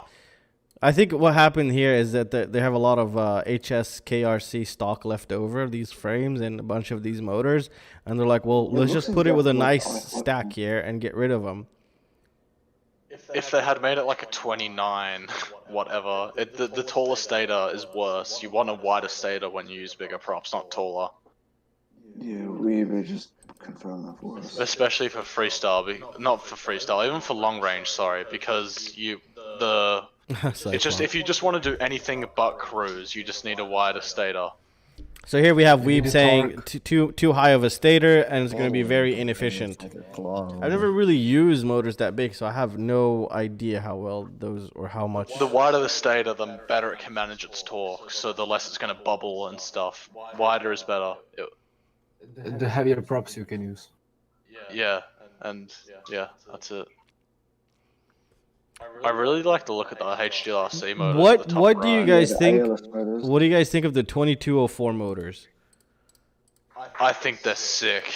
I think they're cool. Yeah, they're right here. I have them open right now. They're the new Mambas. Mamba's starting to release 2204s, and I really can't wait to get my hands on these. They're not going to obviously. Like pancakes. What's up? Yeah, they look like pancakes.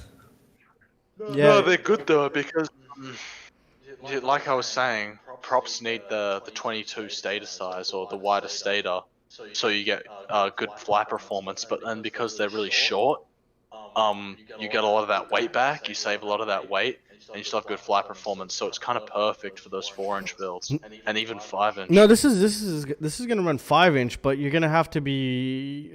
I think it's more towards efficiency and. No, it's for the really lightweight stuff. They're clones of the kebab motors, honestly. Or they could be the same ones, but just Kebabs. different. You can't say clones when it comes to motors. You can't say clones. But Kebab popularized that status size. Let's say inspiration. No, he to probably went to heavy Diatone, inspiration. and then they did it, and then they said, okay, now we're gonna put our No, name he back. has his own motors. He has his own FPV Cycle branded motors. Okay. Good point. So Diatone saw that and made their own. Heavily inspired. There's nothing wrong by with Kebabs. that. I mean, who was the first to make No, a there's nothing wrong with 2207 motor? Do you guys remember? No clue. Me neither, actually. Wasn't it Cobra? I have no idea either. Wasn't it Cobra motors? They made the silver and gold 2207s. That's the first time. Might have been DYS. You know I DYS think is it still was in DYS. business? I didn't know that. I thought they went. Yeah, he told me. Yeah. Cyclops is saying that Flash Hobby might be DYS rebranded. They no, that they are. They're definitely rebranded. Wait, who's rebranded from who? There's a Flash Hobby that's all over Banggood. They're just DYS motors, but they have Flash Hobby written on them. Oh, back there. Hold on, did I miss it? These right here. Yeah. Yeah, the HGLRC 2306.5 motors look good though. Yeah, I want to get some of them. Yeah, the HGLRC. These are my recent favorite motors. The HGLRC 2306 1900 kV motors. They've Oh gee, my I god. might have a picture. Here it is. They've got the new 2207.5s out. Are you going for I'm not 4S or 6S? They're currently only coming 6S, 1950 and 1700 kV. Who? It's literally the same design except. Wait, surely, have you got some of these in stock in 6S? Not in stock, but do you have any? Are you talking to me? Yeah. What do I have on you? What? Do you have these motors in 1900 kV? Yeah, I did have them. Which ones? The did? 2207 or Still have them? 2306? 2306. Yeah, I loved them. Can I have them? Can I buy them from No. No. Yeah, I just sent in general. These are the new 2207.5s. I have Shings if you want. I have Shingies. you? Ching. I don't want them. What are they? The one I have on my AI build actually. I think they're 4S. Oh, They're 2207. This is by far one of the best things to ever happen to our hobby. This flight controller. The Diatone one. For Fav DJI. Yeah. Not the DJI one, just... No, the Okay, DJI but one. No, I'm talking about the DJI one. Really? Yeah. Why? Yeah. Is that, You have debug LEDs. You have, I think, the TVS diode for protection.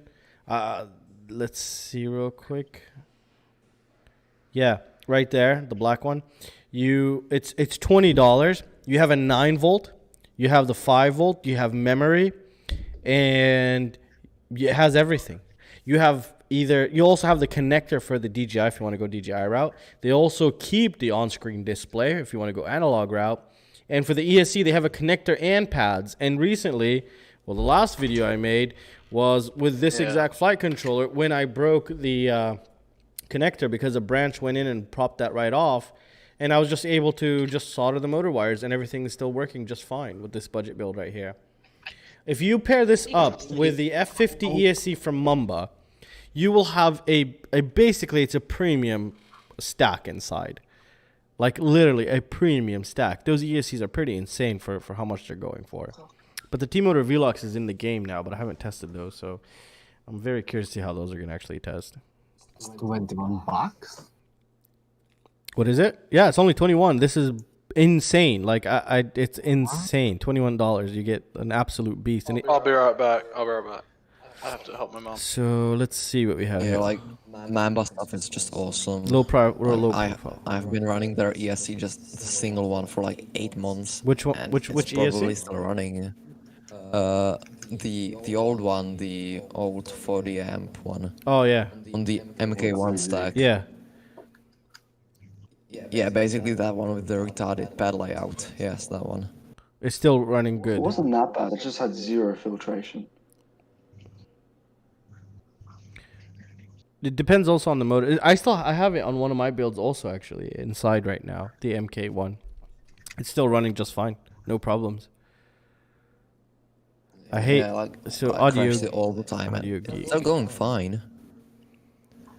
But I thought it was broken, so I put the Xt60 one from iFlight, Okay. and then I realized it wasn't. What was broken then? Yeah, it was the. I used LED race wires on my build, and one trace was broken, Ah, and okay. I didn't bother to check that, so I thought it was the ESC. Okay, okay. Yeah, they're fine. They're usually fine. I've heard more people break iFlight ESCs, the budget ESCs, than Mambas. But here we have Audio Geek. He's saying he's burned only Mamba FCs. So I don't know. Yeah, I've had more luck with the iFlight stuff than I've had with the Mamba stuff. Really? Because even the new Mamba stuff I personally stopped using them a while back. I went to iFlight, but a lot of my friends with Mamba stuff are having, like ESCs, randomly stop working, and firebolt regs dying on the FC. Like, no common factors between either of them. It's just random occurrences. It's really difficult to say because again, we always just you receive it and then you build it. You don't get it pre-made, so it's difficult to know if it's a user error. You landed in water, some water came on there, some grass, or if it was Tony flying. Thank God he's out of server for that. Yeah. No, I had ran an iFlight 20x20 stack for over 7 months. Even ran on 6S for a brief period of time. And then I slammed into a floor, broke the arm, and then it shorted out and fried the whole stack. Now I'm using the T-motor stuff. Wait, can you look in your mail for a second? I've got a question over there. Where? In your Gmail? My Gmail. Yeah. Okay, one So about my accent. Give me a second. I have so many things open. All right. Which one? The FPV. Okay, I see it. Okay, so this is it here. Let's see. Copy.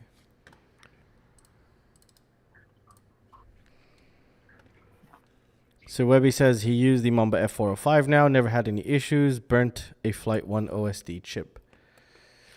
So yeah, this is a really nice stack as well. So I guess some people don't like it, but that's what you're using right now?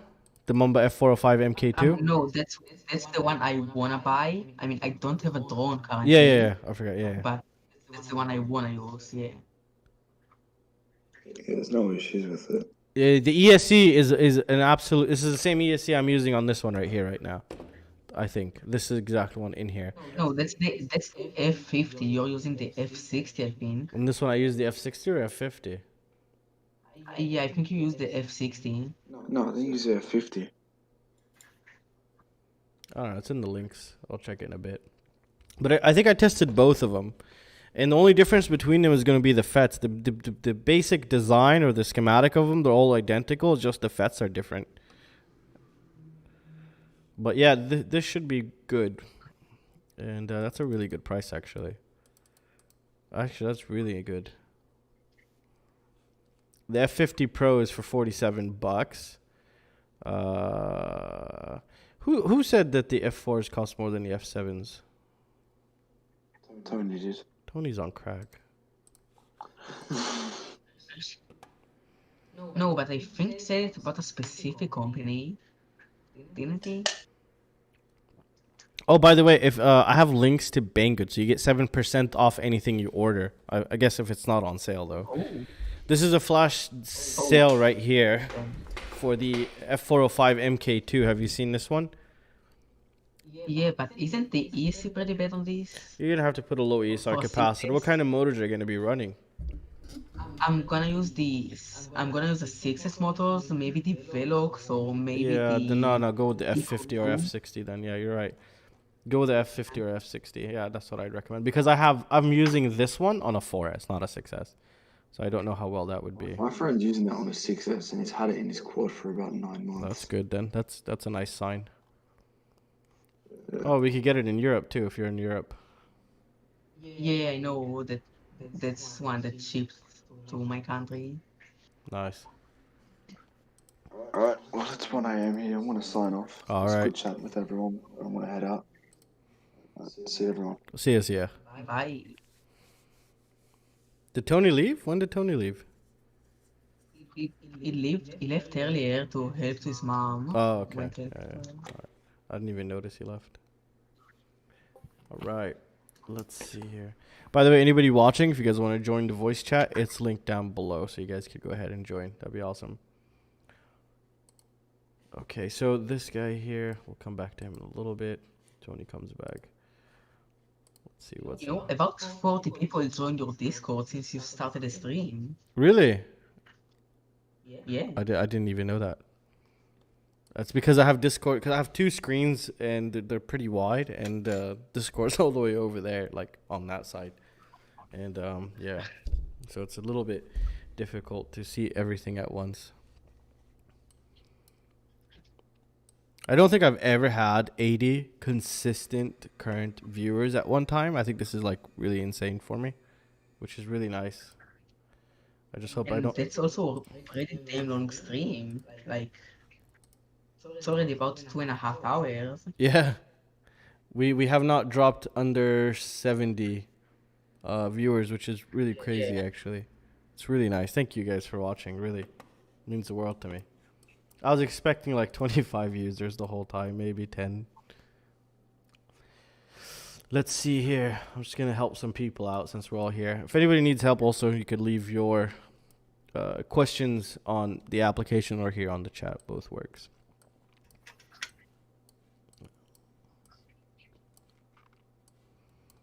All right.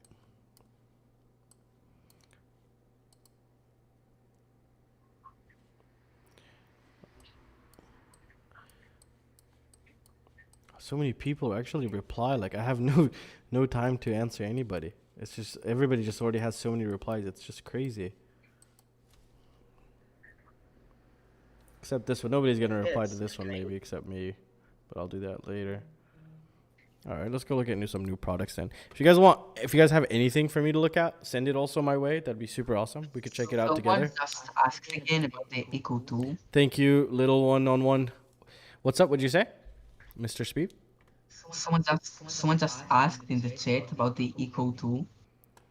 Yeah, they've been asking constantly in the chat about the Eco2s. I still haven't tested them yet. But we could check them out here. Eco2 motors. Let me check my phone. I think they sent me... I think that's what they... I don't know, where the hell did they write me? I don't even remember.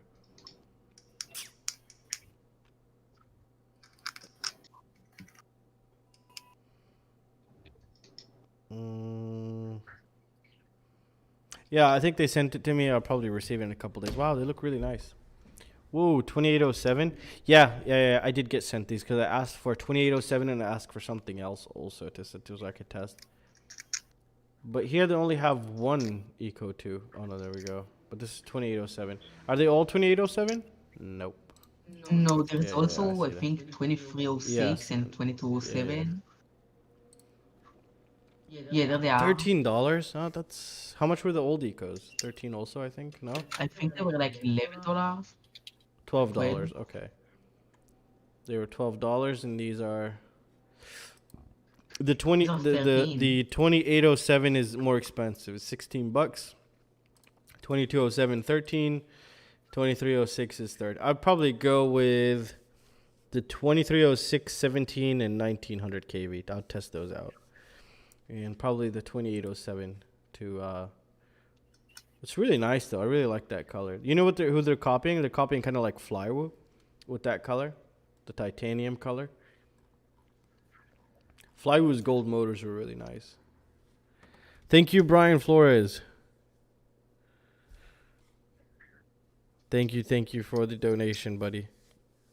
And thank you also for the help that you for the help on the application as well. That really means the world to me that you actually take the time and to tell me about the bugs and everything.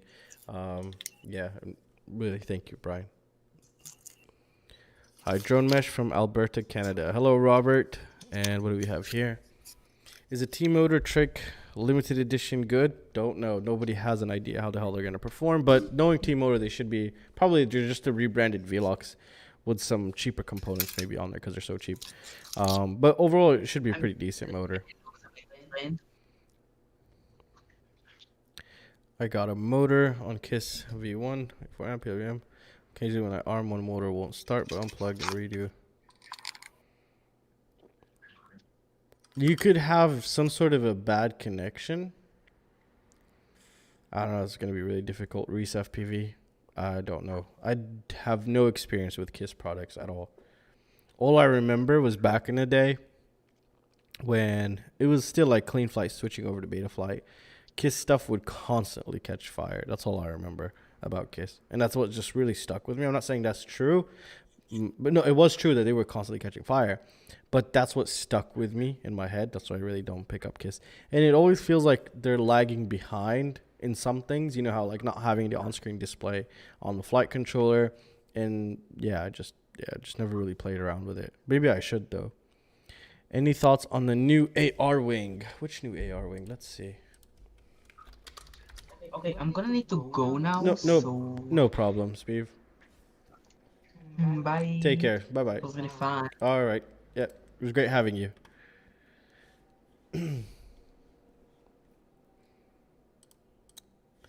All right, so I've muted the Discord just temporarily. Oh, wow. It's a 1 meter wingspan. Good find, Robert. Wow. Oh, I saw a video the other day. Who is it? The other guy. Ah, that reviewer. What's that guy's name? I forgot what his name is. He showed the internals. I was actually looking at... Actually, I think I have one on the way. I don't remember. I'll double check that right now. But yeah, the... I think it was this one. It has a really nice amount of space inside for... In the front, you could put the... I think the 18650... Yeah, Painless 360. Yes, I saw his video on there. I actually got very excited for this. Like, really excited for this. Any opinion on Forest versus 6S? Forest now flies fine, but there are wrong tests between Forest. You just get better flight time on 6S and you get more torque most of the time. So 6S is kind of the way to go, but Forest is still totally fine. I fly both, actually. So yeah, I saw Painless 360's video on this one.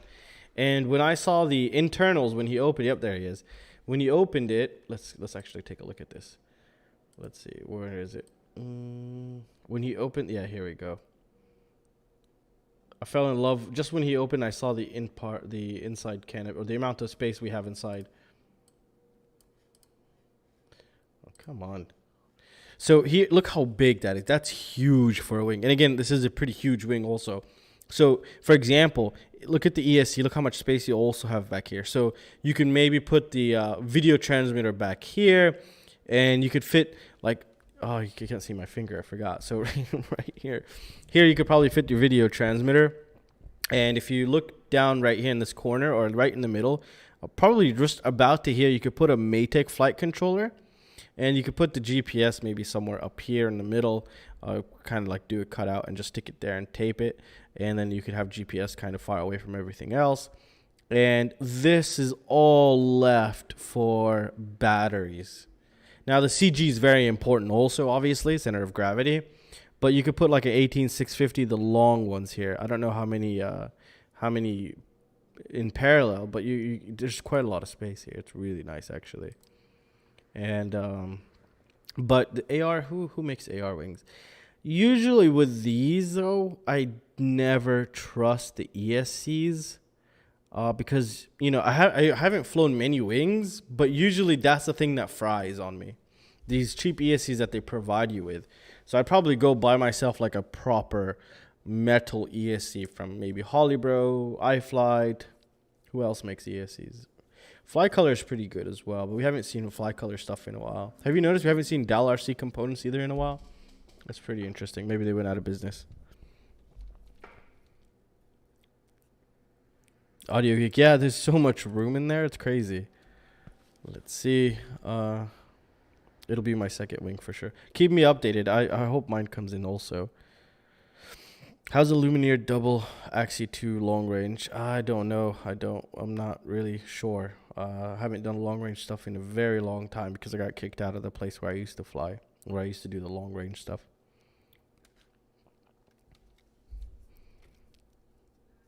So how come on quads we put everything in a 12 centimeter space, and on wings it's as far apart as they can get them? Don't know. Flyco, they just released 80 amp 12S ESC for X class. I haven't seen that one. What happened to PDBs? They're gone. I still have like maybe 50 PDBs. Back in the day, when you used to buy a frame, for example, GETFPV,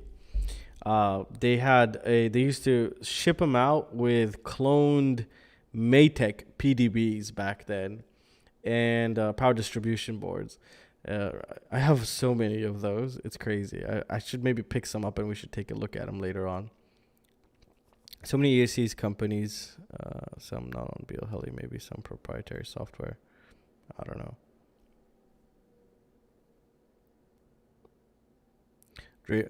Pretty good. I think I'm pretty good actually. A bit maybe overloaded currently, because there's so many things to finish, so many projects I started that I have to make sure they're functioning. But I'm very it's I can't say it's really, I'm out of it right now. It's been so long we've been streaming. I'm very happy that things are going the way they are, like for all the effort and things I've put into these applications, how they're actually being used and are very useful also. I see a lot of people asking for help and getting help here. So it's really nice, and that's just the best thing to see, really, is when you see something you made that actually takes off properly. You know, I really do care about the user experience before anything here, and I'm trying to, you know, make sure you guys are happy with it, because it's obviously for the community, it's for you guys. So it's not what makes me happy on this application, it's what makes everybody happy and what could help the most amount of people, and in the fastest way or the easiest way for them. And this was one of them, and I really liked it. So Vin says, Painless helped design the wing. That's, well, that makes sense. That's why it's pretty proper. I don't know why they don't do that. I mean, they should just go to somebody who flies a lot and has a great following, and people look up to him and see his advice. They just say, hey, we would like to build one with you or something like that. And then you could get a pretty decent, nice product most of the time. I mean, it's $90 for this. That's just crazy. $85 for this. That's crazy. It's 1 meter. That's just insane.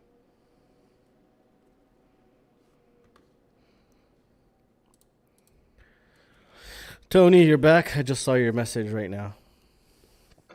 What's up, man? Oh, nothing. We're just going over some of this stuff here right now. Yeah, I'm looking at the wing. Looks pretty fire. Thank you, Robert, for that comment. What about TVS diodes for filtering and those Rush is using on that filter board? So, you know, the TVS diodes for, like, you can't just use that for filtering only. So that's just really just going to cut. It's not for filtering. Yeah. TVS diodes it helps. is more of a cutoff It helps. than a It helps. filter. Okay. It helps. Yeah. It helps. It cuts off the higher voltages. But at the end of the day, you still need that capacitor. And that component is really nice that they provided, but again, I didn't test it because I broke mine. They should have sent me 2 actually. And usually a capacitor will do just fine. I don't see a big difference of a capacitor and the board, especially if the ESC is proper. Where you would see a really big difference between just the capacitor and that Rush FPV board is if the ESC is really, really bad, like really noisy, like DYS RES status, the Slims and the 4-in-1 ESC. If you see one of those, I ran those for ages. Remember? Yeah. And no, the worst ones are the SpedX. Remember? Oh yeah, those were just. I was trying to remember the name right now. I still have those testing results. Probably look through them right now. Yeah. Yeah. Let's see. I have those ESCs. I have 2 of them. I have an haven't used them. old build that I just got back out and realized that no one is using PDBs anymore. It was a ZMR 250. What you have there, John Young, is a classic now. Those days are long gone. So, yeah. But I would love if you could send us a picture so I could share it here on the stream right now, if you don't mind. Here, I'll put the email address. That would be super awesome to see. It's a proper classic that you have there. He has a power distribution board and everything. He's gonna send. that's history. Yeah, he's gonna send us a picture right now so we could actually see it. I bricked my Tyrannus. Was looking at getting a new radio. Undecided. Go with a Tango because I think I am going to be possibly purchasing a Tango. Believe it or not. Tango 2. Yeah, I'm thinking about how much is it though. That plays a big role. If it's around 100. Not that bad. They go up to 1 watt output power as well. I don't care about that really. I just want something that's gonna not piss me off with constant updates. You know what I mean? Because slowly, and I'm starting to get upset with FrSky actually. Even though I loved FrSky products, but it's really starting to annoy me now. Like really annoy me with the updates and what's compatible and what's not compatible. I'll be right back. Okay, so I'm back here. Let's see the stream. All right.